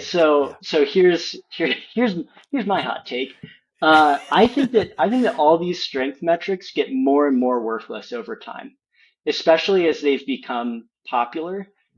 People are like, we're ruining the data set, sort of, because people are Oh, training for to achieve these metrics. They're not actually training to climb hard. And so they achieve these metrics and then they don't climb hard and then they get put back in the data set and it skews everything. Um, yeah, maybe someone who knows more about statistics can check me on that. But uh, generally speaking, I feel like that tracks. well, and just this is where like this is why I like talking to people like you and to these top climbers and hearing the reality behind it. I just like, you don't want people to get stuck on this idea that these metrics are maybe like a ceiling either, right? It's like, okay, you look on Lattice's, 9C test. I can't remember. I'm not really up on it, but they do some kind of, Mhm, video that's like viral about, Magos doing something. You go, oh, so if I want to climb X grade, I need to have X strength metric, but they're so specific. And it'd be curious to think about Roland in this context too, because so I, I am just starting my hangboarding. Like I really have never hangboarded. And what's interesting is that when I can do one arm pull-ups and hang good edges, uh, it does correlate to my climbing personally, where often when I'm climbing really well, I go and people are mess around on the hangboard. I'm like, oh, cool, I can do that. But what I am not sure of, and this is something I'm going to kind of check out though, is if mhm, I go to the hangboard and do those things, am I then better on, does that, is that a mhm, predictor of my climbing? And this is something I always thought about in training, where you have to be really careful with the exercises you pick. Like, um, does what would be a good example? Like if you do the lat pull down or something, or yeah, it's just like if you do pull ups, will you be a better climber? mhm, Maybe, but I'll tell you what, if you go find a climber, they'll be good at pull ups. So like understand where you should put your effort, because one has a more global or more applicable effect than others. And it's not always figured out, and sometimes you do have a glaring weakness that can be addressed. And again, this is where you got to learn it yourself. You got to go on your yeah. own journey. We're trying to Well, help. and what I don't want it to sound like I'm saying is that training and like getting stronger fingers, being able to pull down harder or push harder or squeeze harder, that any of those things isn't going to help you climb harder. Because like, of course it is, like training is effective. It works. It's great. Like it in some way, and it will look different for different people who have different goals, who are in different bodies and whatever. Like, it's different, but to some extent it will help everybody. And it's more about kind of figuring out what it needs to look like for you so that you can climb your hardest. And like with the technique conversation, there are fundamentals to be sure that apply to everybody. We're all dealing with like muscles and tendons and ligaments and joints and leverage and the same fundamental physiology. Uh, but at the same time, we're all different people who are trying to like do rock climbs, presumably. And the what we should really be keeping an eye on is like, am I climbing harder? You know? And if you're climbing harder, then heck yeah. But if you're like doing all this stuff and all your metric numbers are going up and you're not climbing harder, something like maybe that So stuff isn't where your attention needs to be the most. I'm not saying stop doing it, but clearly there's a piece to the puzzle then that you're missing. What is that? Figure that out because well, that's where you're going to get better. we did like a class, we call it classroom. We have our Patreon supporters do like a kind of like a AMA, like a direct thing. And one of the questions that we got last time was, how do I know if I'm becoming a better climber? And it's just it's something that we've kind of flirted around here. And we said like grades aren't everything. You've been climbing Hmm. for 10 years. How do you what do you say to someone that's like, hey, look, like I'm, I don't know. They're in the gym. They're doing their thing. They go outside. Maybe they're not living living every moment. And yeah, Hmm. they. I mean, I haven't seen my grade change in probably a decade. Hmm. That's probably my fault for not. I don't know if I've ever gotten on anything harder, but there's that. I But yeah, mean, how yeah, do you tell people? Yeah, what do you do for that? there's so many ways to break it down. The simplest thing to do is like, well, did I climb a harder grade? Um, but that's never really the whole story, right? Like to you can break it down a little bit further and be like, okay, think about it stylistically. What grade am I climbing in different styles on different kinds of rock? Or like if you're in a gym, like, oh wow, I've never climbed a V6 on that particular steep wall before, and now I did. Like, is that progress? Like, yeah, that sounds like progress to me. At the same time, like, well, what does V6 mean rotation to rotation in a climbing gym? That's not a fixed point, right? That's a whole other conversation. Um, Part of the reason I really like spray walls and like these standardized boards as well is like there's things where it's like, okay, like I couldn't do that move and now I can. Like that's like a pretty binary, like I couldn't and now I could. I've improved. Um, so climbing things in different styles at certain levels, like climbs that you haven't been able to do that now you can do, certain types of moves that you haven't been able to do that now you can do, being able to climb certain things more quickly. That sort of uh, like climb IQ, whether it's like on the rock or in a gym. And I think that's one of the most interesting and critical points to comp climbing is how quickly can I adapt my skill set to a novel situation? Like that's comp climbing. That's the whole thing. And so looking at all these different things as indicators of improvement. And yeah, like of course grades can and should be a part of that conversation, but it's often the case that that kind of becomes what people look at full stop. And I love grades. I love the conversation around. I think it's really interesting the way that we think about this stuff, and I think it's really interesting the way that we conceptualize difficulty. Like, what makes something hard? Why is it easy for you and hard for me or vice versa? And then if that was hard for you, but that felt easy to you, like what does that mean? Because it's all contextual. It's not objective. Sorry, Jason. It's all contextual and subjective. It's not tethered to anything fixed. It's hurdles all the way down. And so looking at it as an individual and being like, what are things I couldn't do that now I can do? What are things that I can do faster that used to take me more time? That kind of stuff. And there's all sorts of, the thing that's cool about climbing is there's all sorts of ways you can improve. There's all sorts of disciplines you can pursue in all sorts of different ways and all sorts of different places. And so coming to an individual conception of what progress looks like for you is really valuable, I think, and helps provide a healthier context for all these other conversations.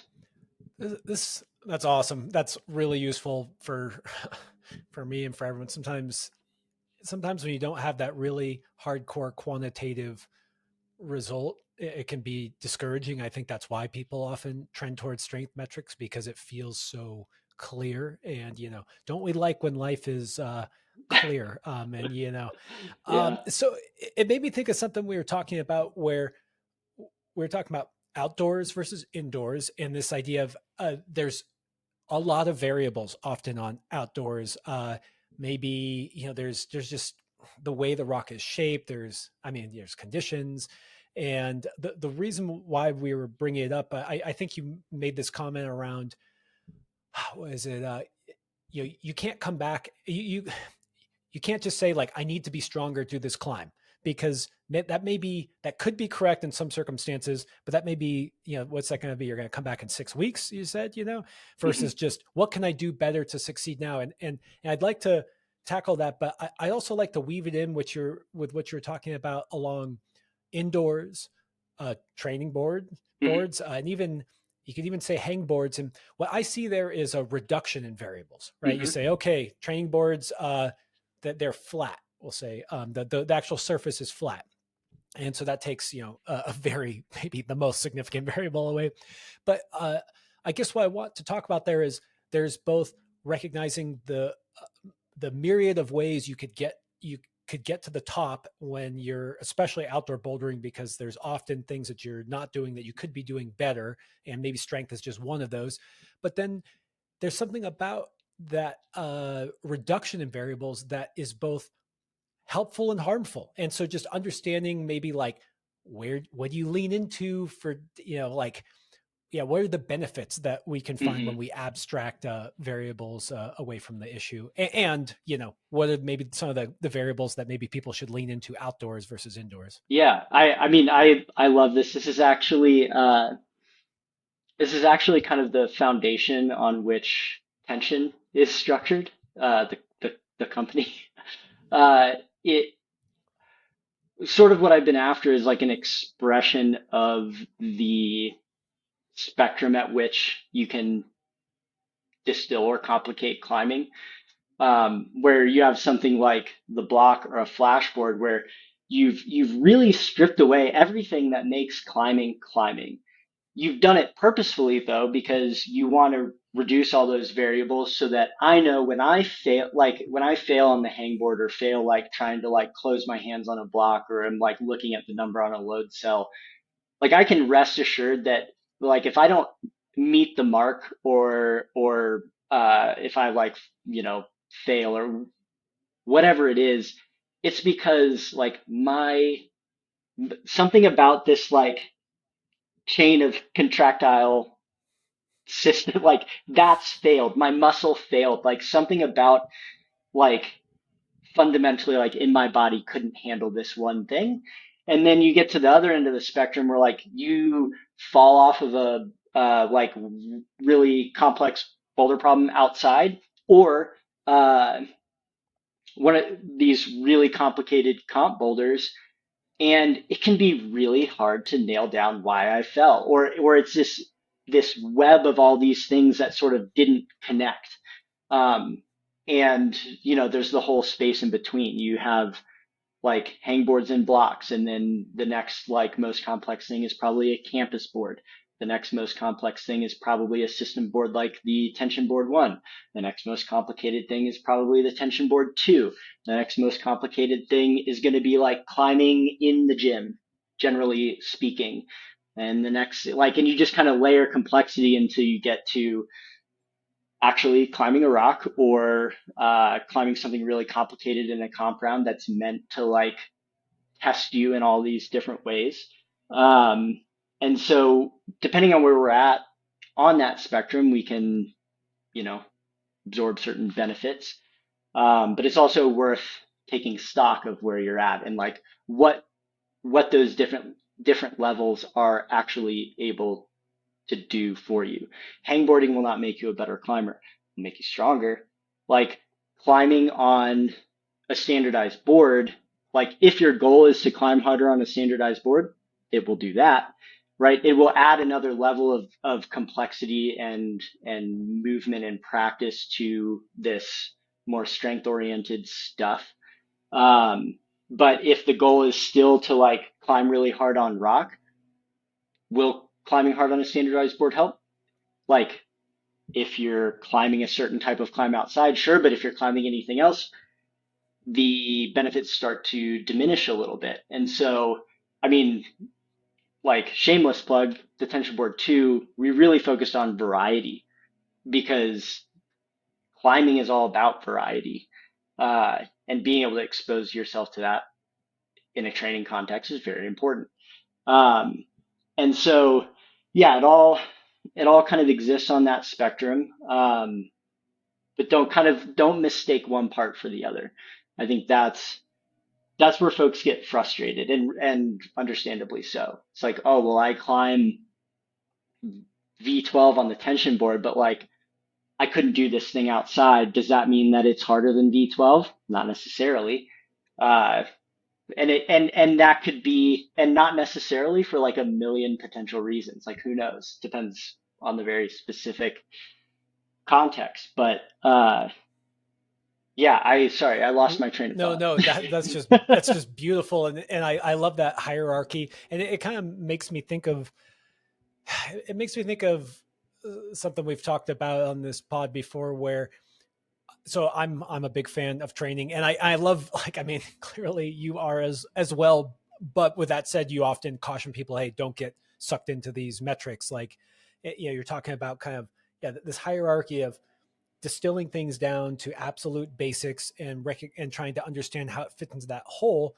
Because although we always really encourage people to train, there's this thing that you look at, you know, Dave Graham, Chris Sharma, and you say training is not completely necessary in the sense that you do not have to get on a hangboard at this point in the climbing career world. I'd say you do is not totally clear that it is required to get on a hangboard, Hmm. because I can say that if you climb in Yosemite a bunch, you're probably going to up your hangboard numbers, but I can't say that a hangboard will up your Yosemite numbers.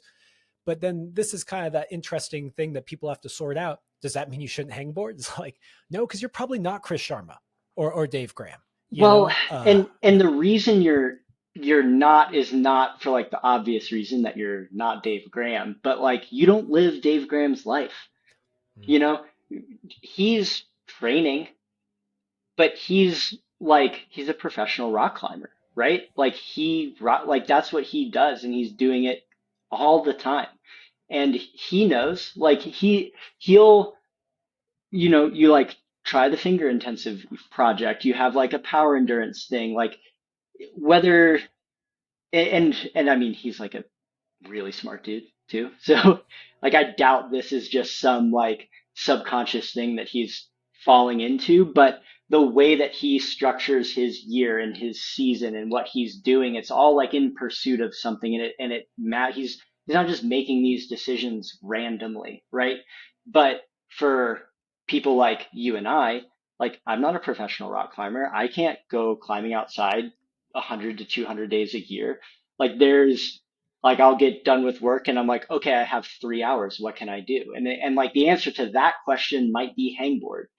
But for somebody who is a professional climber, like it's just so different. And so you got to be careful not to like look at those people and be like, oh, look at how good this person's climbing. Like I'm gonna do what they're doing. Then that's like you also might not understand what they're doing, and you also might not be capable of structuring your life in the way that they structure their life. Like you might not be able to just go climb whenever wherever, and if you could, then you could structure that in a way that could be your training, and your fingers would continue to get stronger. Like you'd be able to pull harder. You'd go from not being able to climb this boulder to being able to climb this boulder to finding your next project.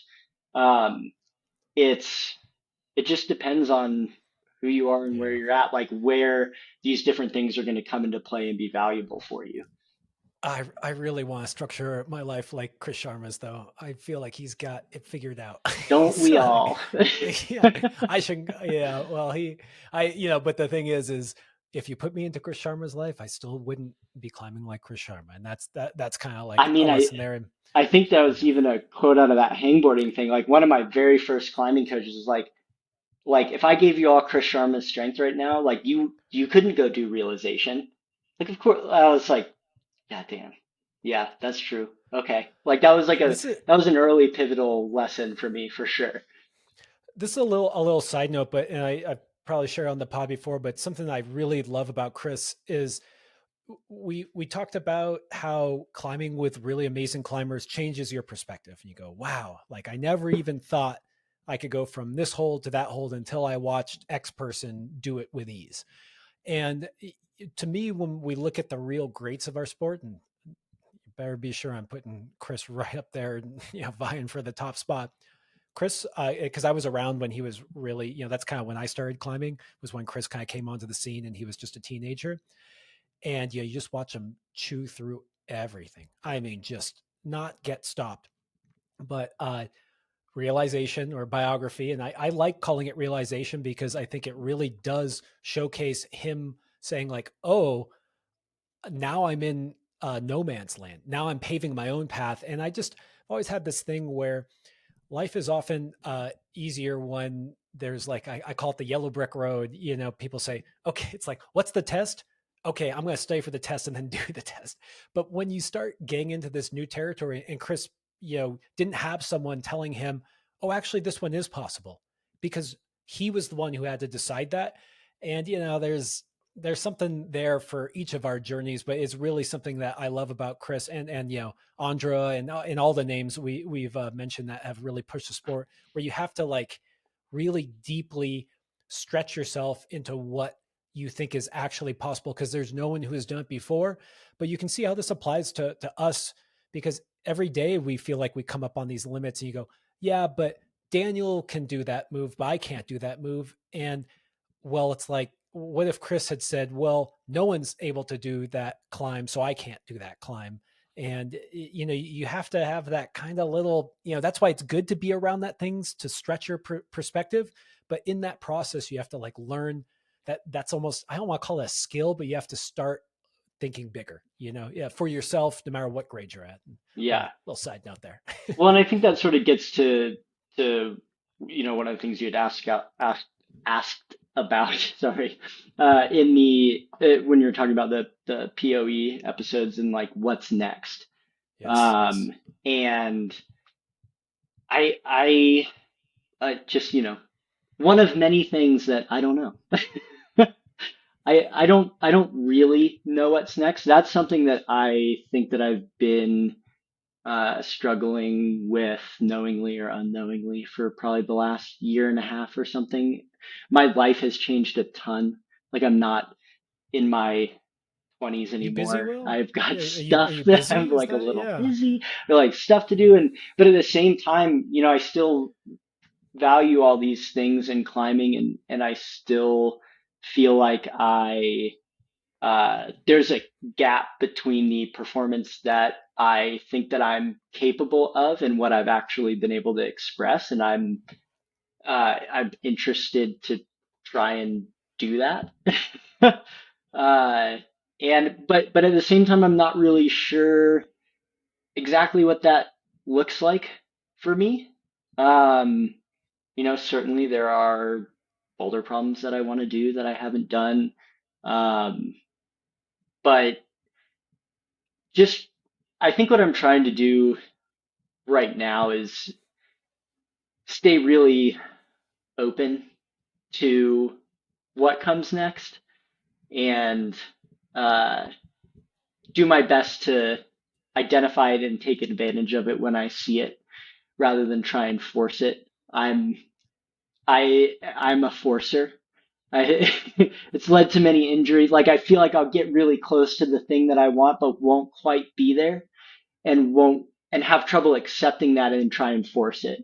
Whether that's like, well, I'm going to train hard for an extra week or two in preparation for this trip, or like, I'm going to just bash my head against this boulder for 16 sessions, like until I do it, no matter how much my elbow hurts or whatever. You know what I mean? And I think that, what's next for me is probably some self control and some patience to uh, and more self awareness of like when I do get close to my goals, having kind of a sober reckoning of like, are you there or are you close? Those are two different things. And if you mistake one for the other, you might be in trouble. And I've been in trouble in the past. And I think it's what it's really going to come down to for me specifically is acknowledging when I'm close and not there and continuing to do the work that it's going to take to get there. And then when I am there, correctly identifying that circumstance and taking advantage of it and trying to kind of actualize on on the work that I have put in. I mean, that's a big thing that you do gain, as you get older, maybe a little more wisdom there. And it makes me think of a thing I like to repeat about Carlo, where he talks about really executing on the moment, knowing when it can go and doing it. And it also makes me think of Daniel, who is the name of the game on this pod today. And, you know, has Daniel gotten stronger in the last 15 years, 10 years? Has he actually gotten stronger? And I remember him saying, maybe not. But that stuff you're talking about, that kind of knowing when things are right, knowing when you have what it takes, knowing when you don't. And you see people, you see really good climbers. It's something I still struggle with. I'll see. I remember seeing Jimmy on this project in Yosemite, and he's talking to me about it. And he's like, "Yeah, conditions are a little iffy, and when they're right, I only get like one attempt, maybe two attempts because of skin." And I was just like, I climb at a reasonably high level, but it's very rare where I think to myself, like, I only have one try today, and then maybe I have to wait a week because my skin, and you Mm-hmm. know, handling that is very different from saying I'm strong enough for a way. It's more like, okay, I'm strong enough.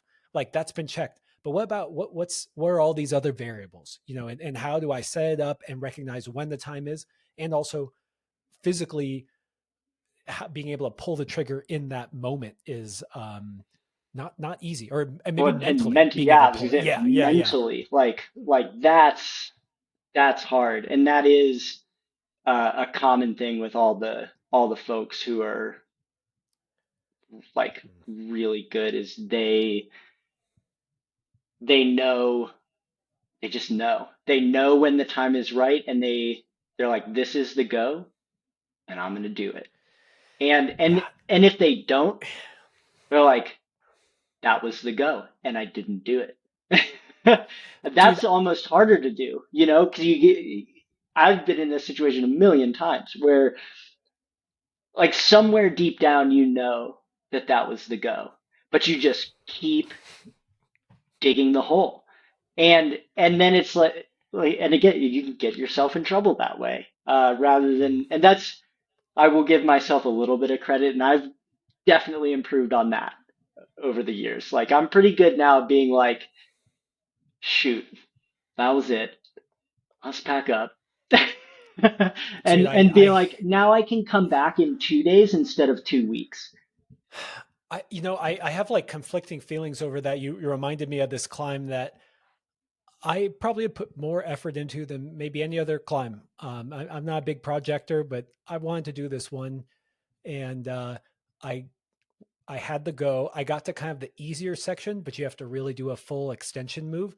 And I felt so strong. And I said, "Hey, like, be careful on this move. Don't go so reckless. Like, be really accurate." And I shorted it because I didn't really, but I had the energy, but I like told myself to back off. And, here I am now, maybe a year later or so, a year and a half later. And actually that climb kind of had made a wrist kind of not so happy. And, I haven't gone back. And now I've got like a little well, maybe not a little. I've got a little shoulder tweak that I did not so long ago, and I have these mixed feelings with this too because something that I always loved was Dave McLeod's book, and he's made the comment that I've repeated like a million times to everyone who'll listen: is pros try their project one more time than you do, and it's something that's really worked for me in the past where I'm like, no, I'm tired.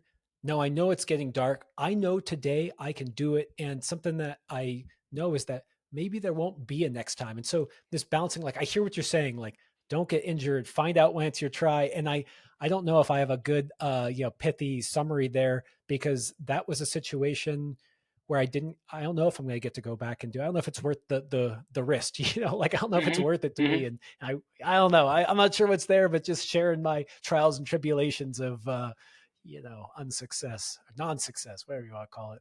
Yeah, and you know, if sometimes you try it one more time and you do it, and that to me is not, that's like, okay, well then you actually didn't know what your try was. It was that one. So you can kind of endlessly justify it in a way, but yeah, that's, you know, I obviously respect Dave McLeod. He's a great climber and has put out a lot of really helpful information that I have personally benefited from.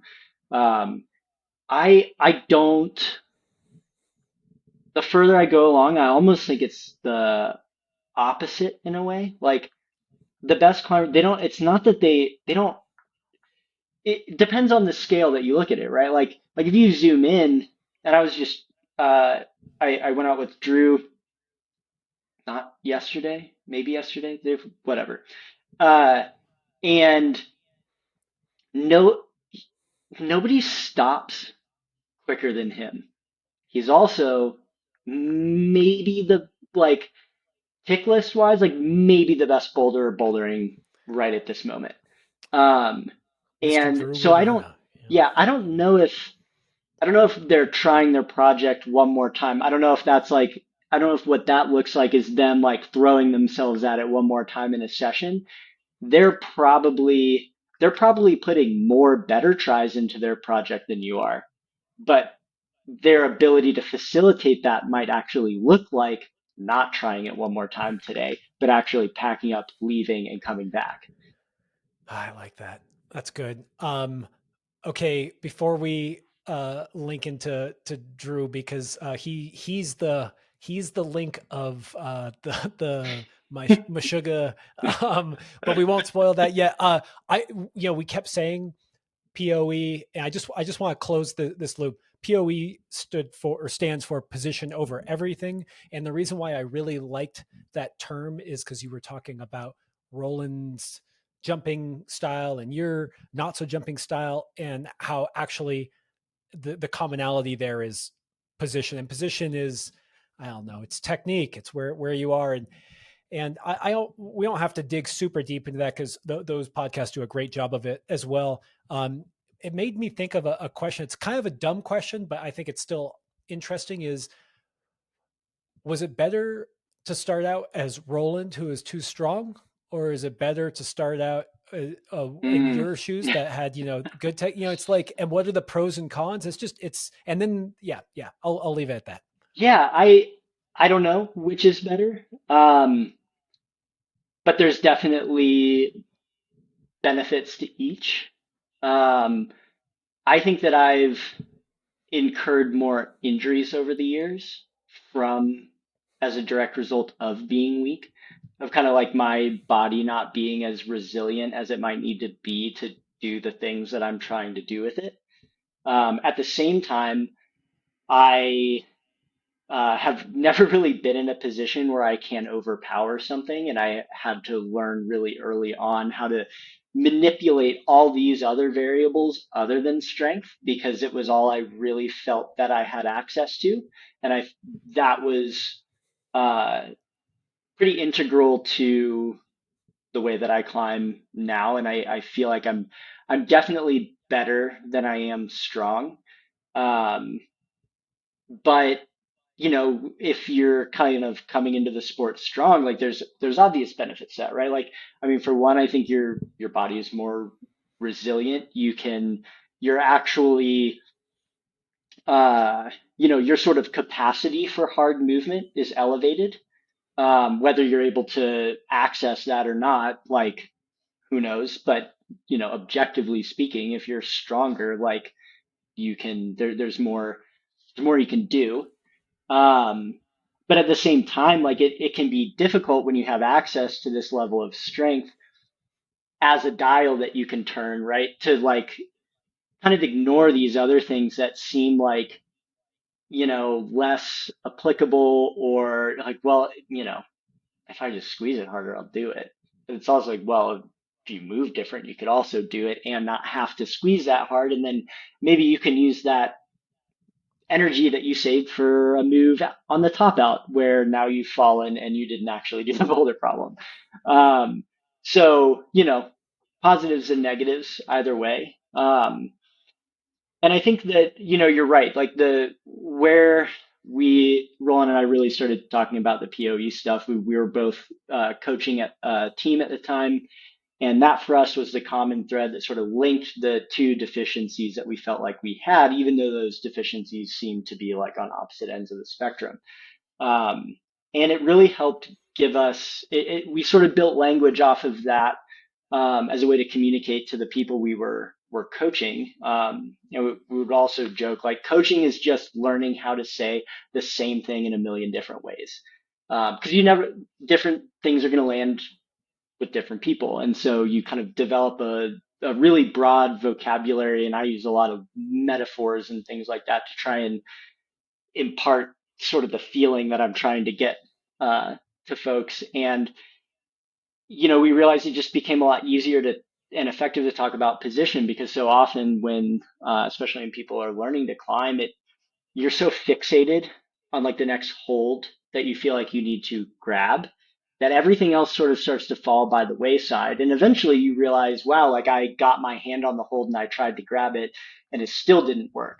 Uh, and it's all that other stuff that actually becomes really important. And so, rather than, like, the simplest way to put it is, rather than trying to grab the next hold, try and move your body into a position where you can grab that hold, and moving around things rather than just like grabbing them and pulling on them, just kind of conceptualizing the way that you're moving on, around, and through all of this different space, uh, in a way that is a little bit more open to different possibilities. Because if your only way of conceptualizing, like, climbing is like close your hand and pull, that's very limited. And climbing is complex, and the the the possibilities are endless. And if those are the only tools you have to work with, that's very limiting.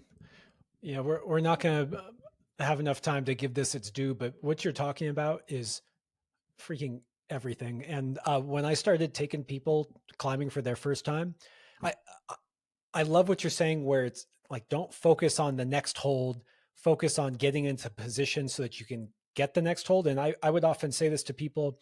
I was actually I was in Boulder, and you probably don't know about, like, this. There's like a movement community. It's like Edo Portal, Boulder Movement Collective, and they're all into their bodies and moving well. So, like, they really, they are athletes that really are connected with their bodies.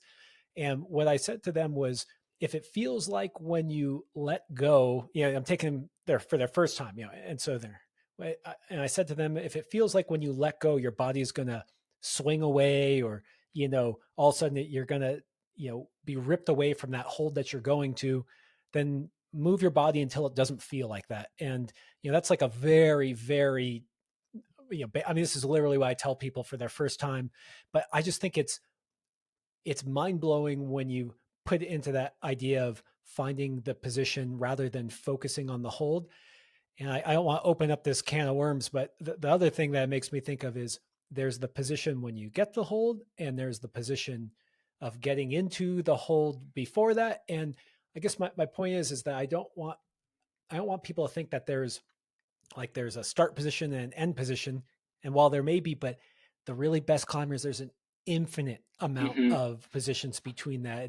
And that's when you can start really getting subtle. And those are crucial for really hard climbs. And so, you might look and say, like, okay, And in fact, talking to comp climbers, it's interesting. I was talking to Ross Fulkerson, and I was like, "How do you do these like triple clutch dynos?" And I'm not terrible at that style, but I'm not great. And he says, "Oh, what I do is I look to see what the end position is. I'm like, oh, there's a jug. Like I know I'm gonna have to catch that jug. What position do I want to be to catch that jug? Okay, what position do I have to be in before that to get into that position?" And he says it's just turtles all the way down. Hmm. And but I was just like, oh, that's so cool, and that's you can that there's you can zoom out on that, zoom in, and really understand there's an infinite amount of subtlety through Yeah. each position. Yeah, I mean, think about it like a flip book, right? And when people, well, and first of all, a thing that I think people often misunderstand, and this can be done statically or dynamically. It has nothing to do with like that actual style, this concept of positions, and this is not. I didn't invent this. This is like the natural extent. Like people have probably been talking about this forever. I know. Like when I talked to Chris Hampton about it, he was like, "Oh, like I have this same idea. I talk about it like this. Like you clearly, you're like, I have this same idea. I talk about it like this. It's not anything new. It's Will's just a theorem. conceptual. It's just a different. It's just a way of. This is just how I talk about it. But it's something I think everybody has a connection to. Um, but when you first start learning it, like I feel like it's also a matter of resolution, right? So when you first start learning it, like your conceptual flip book may only be able to be composed of like 3 pages. But like Dave's flip book has so many pages we don't even fucking know, you know? And like he's like identifying something that's maybe happening on page 1233 that he needs to manipulate. You know what I mean? Like the deeper you go into it, the more you kind of like you develop a depth of understanding about the different things you can manipulate and at what times. And it, as you said, like it's truly is infinite. Like at what point in time does position A turn into position B? Like it's all these different slices and you can keep dividing them up. And the better you get at it, the better you are at kind of identifying those things and being able to manipulate them. But it doesn't start like that. And I think that that's another thing. Like you said, like it takes time and it takes concerted effort and you're not going to nail it. Uh, and you might not nail it for a while, but if you keep trying, you'll start to figure it out. Mm, I love it, man. Yeah, this is I had that kind of loaded question around like strength or technique or which where does it start? And it's a dumb question. And you said in that podcast, you need 100 strength units and 100 technique units. But It's I, the I think same thing, actually. you know, like exactly. So there's so actually not a clear delineation. I don't think. The well closer you that look, the fuzzier it gets. and that's where I'm like, as someone who is more naturally strong, I actually lean more towards this idea that it, it's probably better to start out quote unquote weaker, and then what strength becomes is your technique your technique creates the strength that you need. And it's where it makes me think of gymnastics again. I've argued that this is where it's nice to start when you're young, is in gymnastics is nice and distilled, and they do have proper technique. And that's kind of what makes it not so interesting, to be honest, in some ways. And like I was saying, my coach says, straighten your legs. And the reason you have to straighten your legs is because it gives you more momentum to swing into the next trick. Like it's not because it looks pretty, it's because literally it is the right technique. And then you develop, and then as a kid, you're like, well, I can get into that next position, or I can't, sorry, when you're a kid, you cannot get into that next position unless you straighten your legs because you're weak. You have to Hmm. do perfect technique. And then you look at gymnasts. Are gymnasts strong? Yes. And did they get strong from doing push-ups? No. They got strong from exhibiting perfect technique and building on and on and on in that. And it doesn't mean if you start out strong, you're at a disadvantage. But it does mean that sometimes you have to uh, I don't want to say check your ego. You have to embrace other techniques. I don't know. That's a whole. We've Yeah, talked about that playing. I feel like that's yeah. yeah. Well, I mean, the gymnastic thing is interesting to me because you always hear people say like, "Oh, like you're a gymnast, like you'll be great at climbing and all that," and sure, like maybe from a physical capacity, like they're prepared for that. But I think conceptually, it's a lot more similar to a combat sport because in gymnastics it's a closed skill set. Like the parallel bars are standardized, the balance beam is the same, and there is a technique to it because like the field of play is fixed. With climbing, it's different every time. Like so there's you can't just be like, oh, this is the correct technique, I'm going to master it. It's just so much more broad and open ended and has a lot more to do with your ability to apply whatever it is you have to something totally novel. Um, and it's going to change every time. So yeah, Well, I that find that interesting as well. that infinite amount of frames actually came from, there was this podcast I listened to with this guy Joshua Waitskin. It's podcast number 2 by on Tim Ferriss's podcast, and he was training with Hoist Gracie, like Brazilian Jiu Jitsu, and he talked about the real masters and how it's like, okay, this I don't even know. I don't know. This is an arm bar, and this is like how you would get here from some kind of guard. I'm just kind of making stuff up, but it's like that's the start and that's the end. But yeah, again, there's an infinite. The really good people Just just see as depends on who one you're in the fighting. infinite. Yeah, yeah. Okay. I do want to. We've teased about Drew a little bit. Let's not get stuck on there because I still want to talk about that tension company. You've heard of it, but so yeah, the okay, Drew Ruana, kind of a good climber, and the reason why we linked it into that Meshuggah, I don't even know if I'm saying it right. That's right. Song Yeah, was yeah. the okay, okay, You got it. and forgive me if I do this analogy wrong.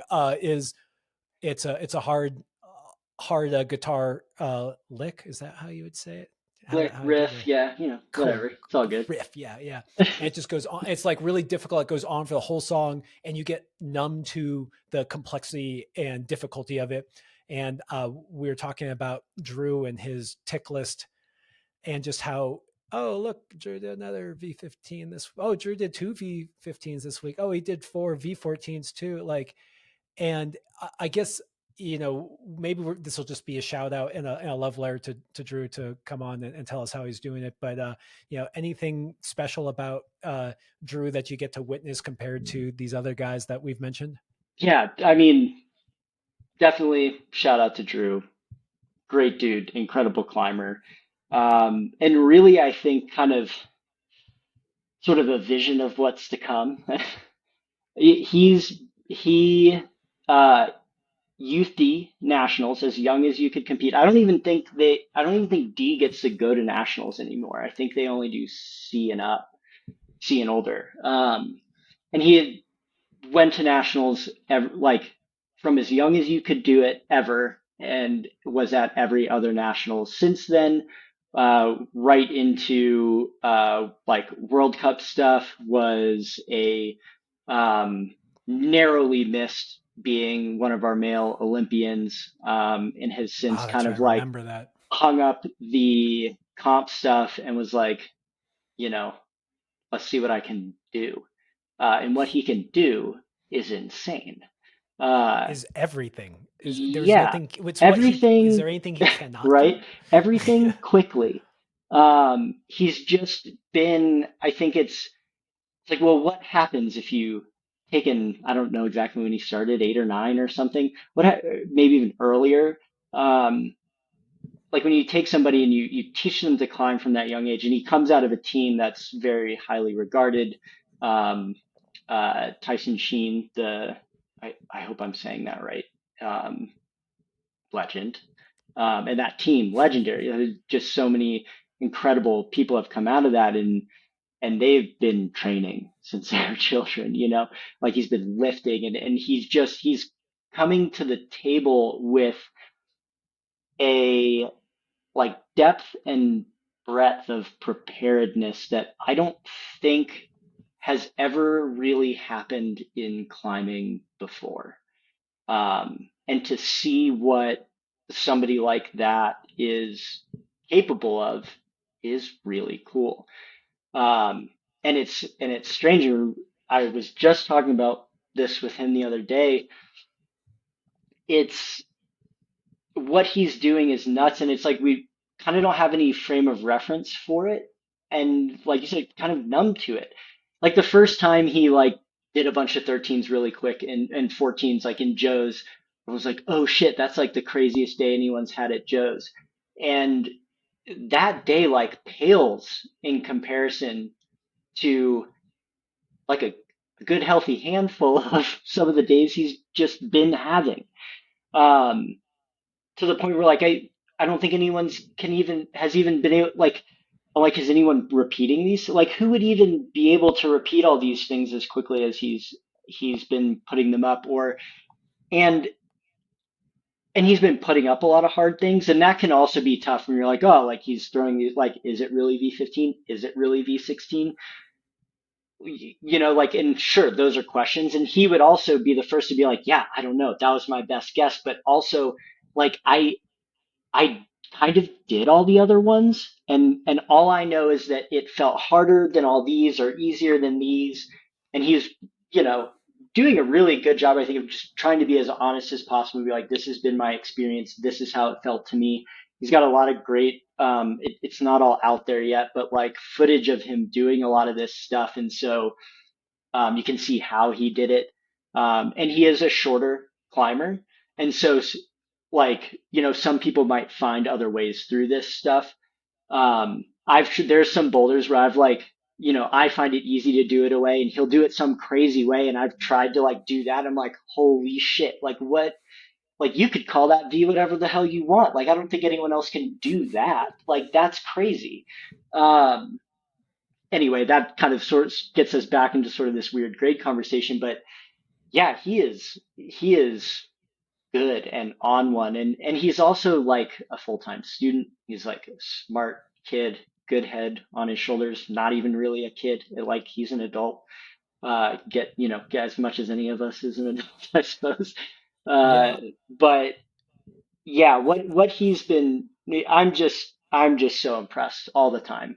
Um, I think everyone is impressed kind of behind this. It is, he's not getting a ton of coverage. I mean, it's not like people don't know he's doing amazing things, but I just feel like I've talked to a lot of people in that scene. They're like, did you see what Drew is doing? Like, yeah, and I guess the one of the questions I have is just because you're around a lot of these people. I made this prediction, and this is just talking head prediction. I don't even know if it's a prediction. It was my 2023 like prediction podcast, and I kind of made a comment that I feel like there's a passing of the torch going on this year.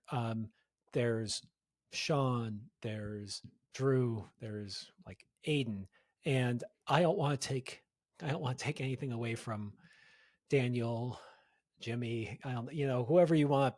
Yeah, there is some amazing climbers that are still Jimmy and Daniel are still top of their game right now, but it feels like something is new here. There's some new blood doing new things, and I'm reticent to say that they're stronger or better, whatever you want to say, but it feels like there's a new guard that's doing something a little different. Am I totally off base on that? Do they feel like that? Any insight onto that? it's interesting, and I mean, I think Jamie Emerson has asked this question before. Like, are modern climbers really that much stronger than previous generations? Um, like, it's hard to know. He brought up that maybe unrepeated boulder at Horsetooth. I'm not sure. Someone may have done that. Like it. Not everybody is very public with the stuff that they do. So I don't know, but it is very possible that it's still unrepeated. Um, and is this new generation really that much stronger and better? I don't know. Um, it's hard to know. I think it will take time to know. Like we'll have to see this, and I think that's another part of what I respect about Drew is he's very close to having done every single established V14 in Colorado. There are a lot. And he does not have very many left, and he's gonna do them all. Um, and that's really where I'm like if he can do all these other things that everybody has done, and then go out and put up new things, and like who better to say that they're harder than somebody who's done all the other things? And then if those other people come out and like try them and can't do it, like it's gonna take time to see, right? Like it's we're not going to know, but I think we're definitely seeing kind of the beginning of something where the sport has matured to a point where people have been in it at a high level for a long enough time that we're going to start seeing more and more like what is really kind of the human capacity to do this kind of stuff. And I think it's a testament to, uh, and I am a shameless, and I'll tell it to him to his face. I'm a shameless Daniel Woods fanboy. Like, of course I am. Like I started Me climbing too. like Me too. 2001. Like it just like, of course, I'm not even gonna apologize. uh, like a testament to him is that he's been able to maintain the level for such a long time. Um, like that's crazy. And also very impressive. And um, like it's gonna be cool. I mean, Drew's just getting warmed up. That's the other crazy thing. Like How old is he? 20? 24 maybe. Okay, so okay, he's not Like just 20, 24. yeah, but Yeah. but he's still in school. And I was like, oh, like when are you gonna like go to Switzerland and do all this stuff? He's like, I don't know when I graduate. Like, uh, Yeah. he's I think he's doing it. He's doing it in a really cool way. And even to like your recognition point, like another thing that we've talked about, it's like, does he wish that like it was a little more a part of like the more conversation, a little more high profile, like what he's doing? Like, of course, like who wouldn't want like some like level of validation for that? But at the same time, and another cool thing, like on the other hand, he kind of doesn't care. Like he knows what he's doing. It's cool to him.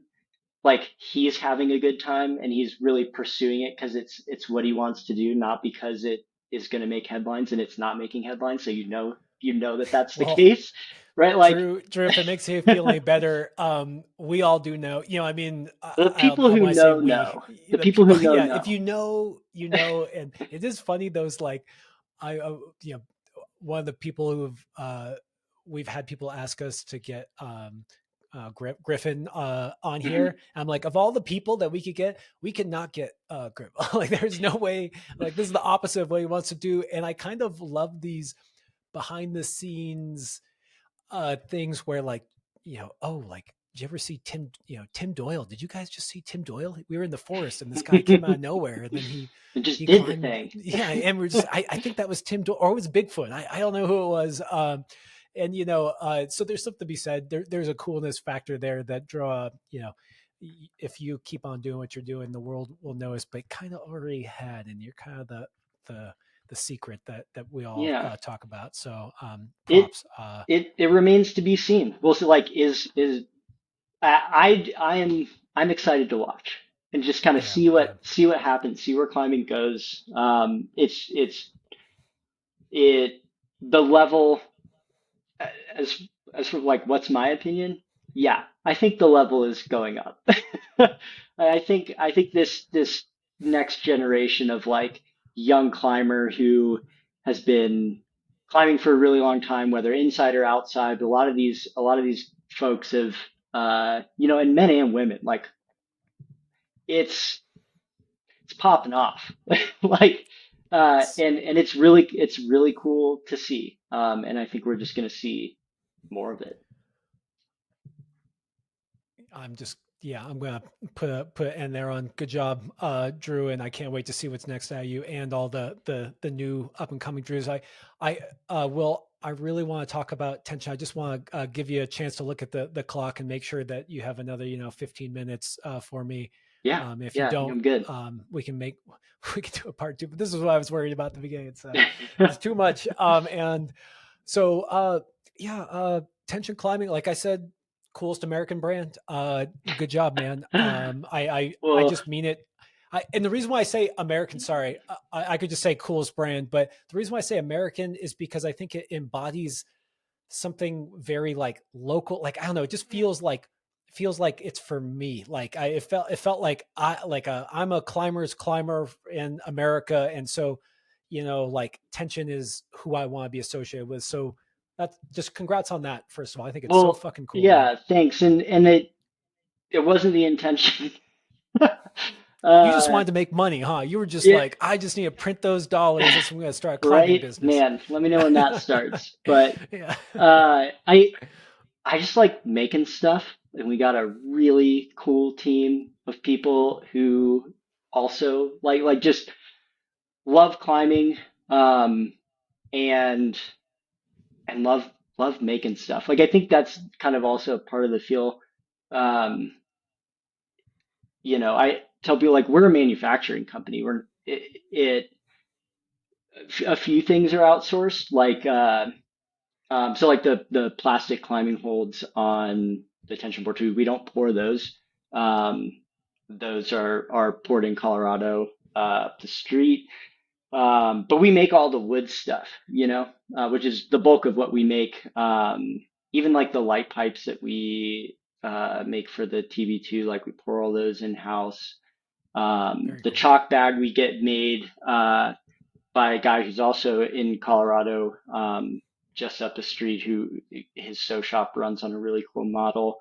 Um, and there's some things like the backpack that we made that we're in the process of making again. That's getting made in Asia.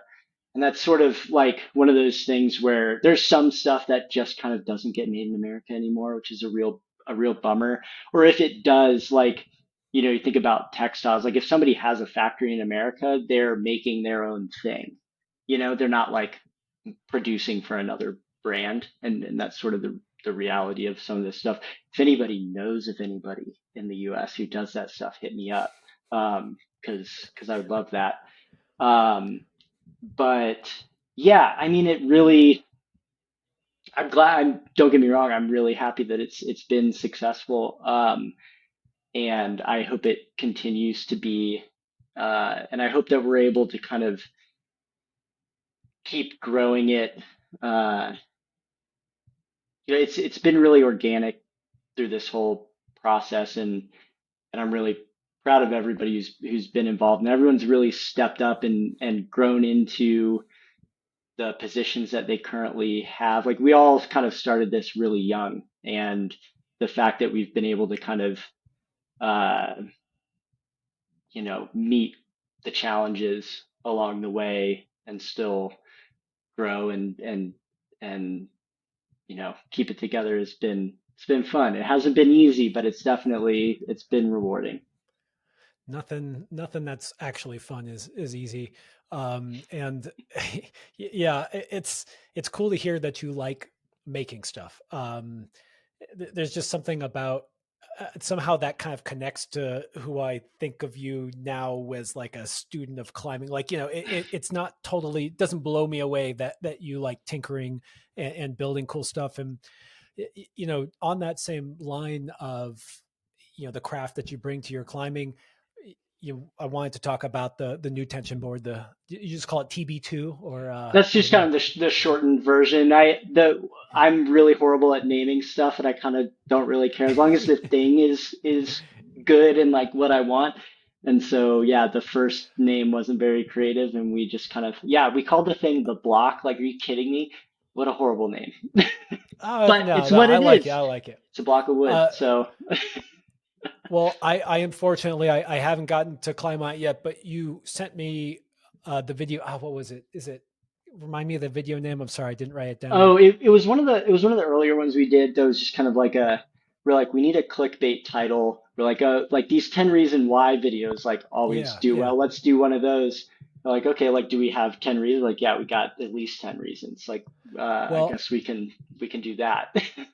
well, clickbait is okay when you have the substance to back it up. And I thought the video was well done, but I guess what really stood out to me, and this has been a consistent theme when I talk to some of the other guests that are in the climbing business world as well, is, dude, I texted you right after that. I was like, dude, I could just tell how much care you all put into it. It's this thing. It's this, you are actually a climber. Like it's not like you have a climbing business and you've climbed before. It's like you have gone so deep in climbing, as anyone who's made it this far in the podcast with us can attest to. It just really showed up in the board, and this is why I don't know. I was watching. I was like, I get it. Like I see what you're doing there. What's funny is the thing that really stood out to me as to what really showed the craft on the board was actually the segment on footholds and like the why behind the size and the placement, like putting them up high on the board.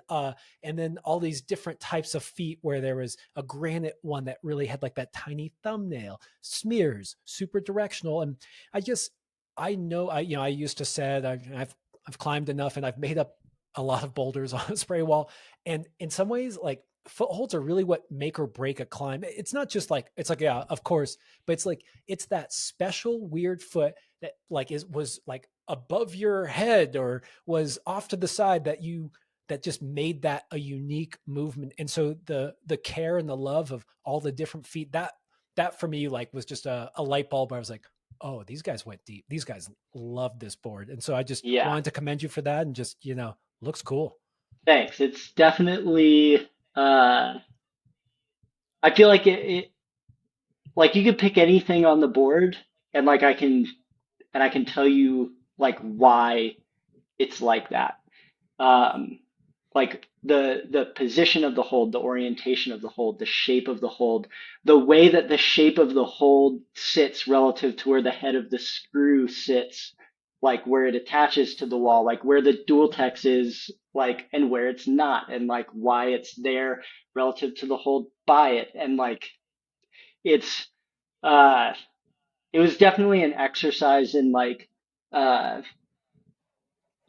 what if I just let it consume me? Like, what if I did everything on purpose? Like, would it be cool or would it suck? It's cool. The how and why of these different things to uh, make a valuable choice about it, or am I just like making something small, it like seem important, but really it doesn't matter? And even like the way that I like designed all the holds, especially the plastic. So like the wood, um, Zach Gronwald is our like manufacturing director. I have a hard time with titles. I don't. He's like the man when it comes to making the Zach, machines titled the make man. the stuff. And like with this board, we didn't just we like made stuff to make this stuff. It was like there's another level of it that was really interesting. I grew up on like how it's made and erector sets and Legos, and I like that's my favorite thing. And so I kind of have a dream job for sure. Um, and so for that kind of stuff, for the wood holds in particular, he and I have a really collaborative process of like he is a incredible climber himself. He's also like an engineer, and I like know enough about what he's doing that he and I can have a conversation about it productively. And so like I have like, okay, I want this hold to do this. This is what I'm thinking. These are some different profiles. Like, what can you do? And he's like, well, I can do this. I'm like, okay, well, what if we did? And it's like back and forth, back and forth. I have bins and bins and bins of prototypes and stuff where we were like, not quite right, not quite right, until we got it. So all the wood holds are new, and just like we we went real deep on those. And the plastic holds, I don't think we've really said this publicly yet. I don't know. Um, I shaped all those in CAD, like in the Oh computer. wow. Yeah, Interesting. That's different. yeah. Um, and I've shaped holds in like normally in foam, and did that for a while and still enjoy that. I'm like but doing it digitally was just a different process that allowed me to kind of iterate and tweak in a way and at a pace that was previously inaccessible to me. Um, and I think the result was really people. Nobody who's felt them has been like, did you do like you don't know. Um, and even the way that they went from like the computer to the world is a process that I don't think has been done before, like in kind of the exact way um, that I did it, and it really like was all in pursuit of this sort of end goal, and even tension itself is like a similar thing. I've been setting mirror boards since maybe 2007. I might have that wrong, but maybe by like a couple years. Um, because Jeez. like I was a coach and like I was like this is what I there's this thing that I want, and it's not like I'm not saying that no one had ever set a mirrored wall before, like and also it's just kind of a natural extension of all sorts of these other things, like it's not revolutionary or anything, but I was like, I want this thing, and so I'm just gonna make it. And like I made it and worked. And originally it was like digging around in the climbing hold bins trying to find some stuff that was like, yeah, these are about the same. And then I started. I hand just with like a file, like a rasp, like for wood, just to started hand making mirrored wooden holds. And actually, the very first set of mirrored wooden holds that I made, we reverse engineered uh, and to be mass produced for the tension board too. It's the KFCL and KFCR holds, um, and I still love them. They're great. That's so cool. uh, and when I moved to Colorado, we were setting the gym up, and I was like, I want to like now I have an opportunity to like make what I want. And at that point, there was a company in Europe that was making wooden holds, and they were more or less symmetrical, and I like got in touch with them and was like, I need a ton. uh and they like couldn't slash wouldn't do it. I was like, damn, okay. And so I ended up doing it all kind of in plastic, and it sort of wasn't really what I wanted, but it turned out all right. And that was really kind of the kind of instigating situation. I was like, well, I still want that. I still want symmetrical wooden holds uh, to do this. Like, I still think it's a good idea and I want to do it. And that's a big part of how and why tension started. And then even then, like, it was like, well, I still don't have and I love the tension board one, and I hope nobody who has a tension board one takes this as shade, because that thing is sick. And I still use it. And it's still better at certain things than the TB2 or really any other wall as far as I'm concerned. Um, but you know, tension like just started, and so like we didn't have access to a lot, and so the tension board one is where that came from. And then I wanted to sort of further expand on, like we talked about, the spectrum of like adding a little bit more complexity and variation into the system. And then that's that I think the tension board two is an expression of that, and kind of a dual expression, because we have the mirrored one, but then there's also the spray layout, which adds like again another level of possibility. um, and yeah, it was a fun project, and everybody really and um, I what am I trying to say? Uh, it's also like it's not just me. Like I could have never done it without the people around me who like facilitated that happening, and like brought all their kind of unique talents to the table to sort of make it successful, and turn it into the thing that now people can enjoy. It's so cool that you have just this place with all these people dedicated to making something special. The thing that stood out for me was this idea that you can point to anything and there's a why behind it. I don't know. I just like, I think that, you know, I, I just got to link this to all our discussion before, just this willingness to continue to peel that layer of the onion and just say like, how should I do this? Okay, now it's like that. What should I do now? And building tools, yeah, building the thing to build the thing just kind of highlights how deep you went.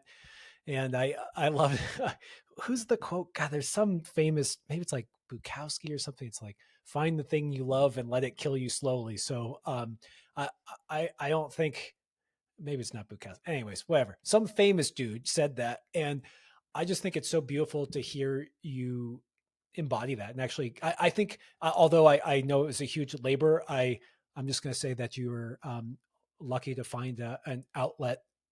You know, maybe lucky is the wrong word. It's so cool that you got to put everything you've learned throughout your career in climbing, in what you've done already at Tension, and that this is a physical instantiation of it, and that you took the time to do it Yeah. correctly, do it, you know, not cut corners, make something that's beautiful. And I mean, dude, honestly, like, I mean, it's crazy to hear how deep you went on that, because I felt like that's, I mean, maybe you guys do that on everything. Like, I really like your hangboard. Like, I really like the flashboard. I really like the block. Like, it's like there's these details I think that maybe everyone appreciates, but I feel like I really appreciate when I'm using it. I'm like, oh, like this is the perfect thing to throw in my backpack to take. Oh, it's like this so that, you know, I can warm up my, you know, this one finger for this project instead of just it being like a basic edge. And it's just like the craft there of understanding things at a deeper level than the surface.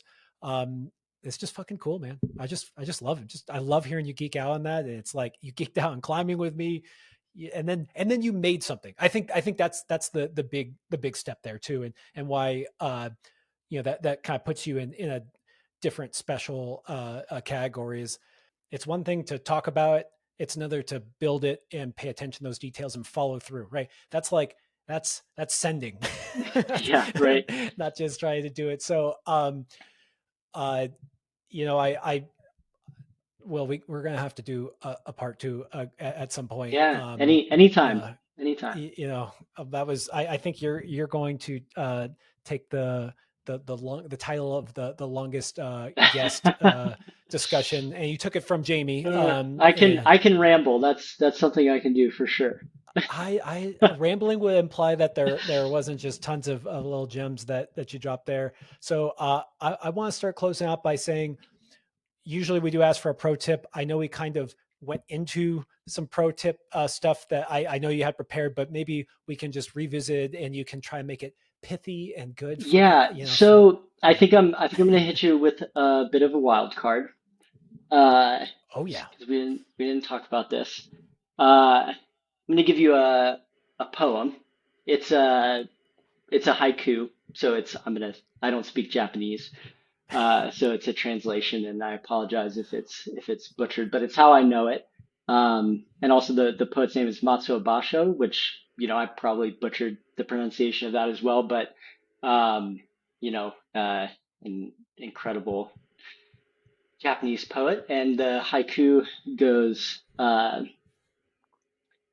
Don't seek to follow in the footsteps of great people. Seek what they sought. And I think that's my pro tip. Do with that what you will. Stew on it.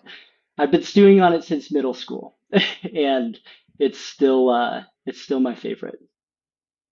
Yeah, I mean, I think it's something we talk about often in this pod. It's this thing that I just deeply am in love with, this idea of how to go from good to great. And what we keep finding again and again is that the people who we look up to as being great are unique individuals that we refer to by name, because it's like, what is it about Daniel? Like, what is it about Sean? What is it about Drew? And you don't like, it's not, you can't be them.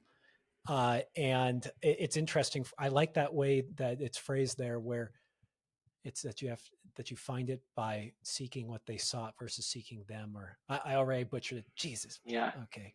Um, that's beautiful, man. All right. I'm exhausted and in the best possible way. That was really fun for me. I just really appreciate you taking the time. And I know people are going to want to, hear more from you. So of course, a part two at some other time, but can you just plug like your blog, or if you still write a blog, where Yeah. people can find more about tension or just any of that so people can find out more about you? Well, if I do write anything and put it out there, it'll probably be through the Tension blog, but I kind of haven't done that so much recently. Um, I'm on Instagram. Um, I think it's Will Anglin minus the vowels. Uh, but not super active on there anymore. Um, but I don't know. Yeah, Okay, don't. tension, Okay, just listen to tension. this podcast over and over. Yeah, Catch me outside yeah. at There the you go. boulders or at the shop or wherever. Um, yeah, you know, I tension Tensionclimbing.com. climbing, Tension. Yeah. tensionclimbing.com. Yeah, Okay. definitely. Uh, that's the main thing I'm up to. Uh, Hmm. and I also just, thank you for the opportunity. I hope that some of this stuff resonates with different people, and I appreciate the opportunity to get it out there. So thank you. The pleasure was all mine. And before we go, I just want to highlight something that you had said in the pre-interview that uh, is don't leave your tension tape at the foot of the boulder. And the reason why I bring it up is it was actually Jamie Emerson had this quote that at the very end where he said, "You're not in traffic, you are the traffic." Hmm. And the reason why I use that example is because I think that I've seen this with a friend who really wants to clean up all his stuff, but often you don't realize that that tape fell out of your bag, or Hmm. just and I know that we kind of touched on some of these being a good steward for the sport, participating the sport in the right way, the positive way, and as someone who puts out a product, I know it hurts your heart to see it, showing up in a bad way. So that PSA, I just wanted to throw it out there. Yeah, no, I actually just picked some up from underneath a boulder in Mount Evans, and I was bummed, surely. Uh, I would prefer for people to pick up after themselves. But to your point, like we all forget stuff, you know, that's okay. And maybe somebody just forgot their tape and I picked it up. That's cool Oh, too. nice guy, That's nice guy. fine. Well, Uh, better amazing tension tape than some crappy other liquid tape. and, I love your and guys' tape. It's my favorite. yeah, just, if you have an opportunity to, do something nice, uh, take it and don't always assume ill intent. Yeah. I love that. Okay. Okay, Will, good stuff, man. Thanks so much. Let's get you back on here and do another marathon. But there's always more to talk about, and that was just amazing. Yeah. Thanks, Will. Thanks a lot. Thanks for tuning in. If you'd like to learn more about Testpiece climbing, you can check us out at testpiececlimbing.com and even book a session with one of our coaches.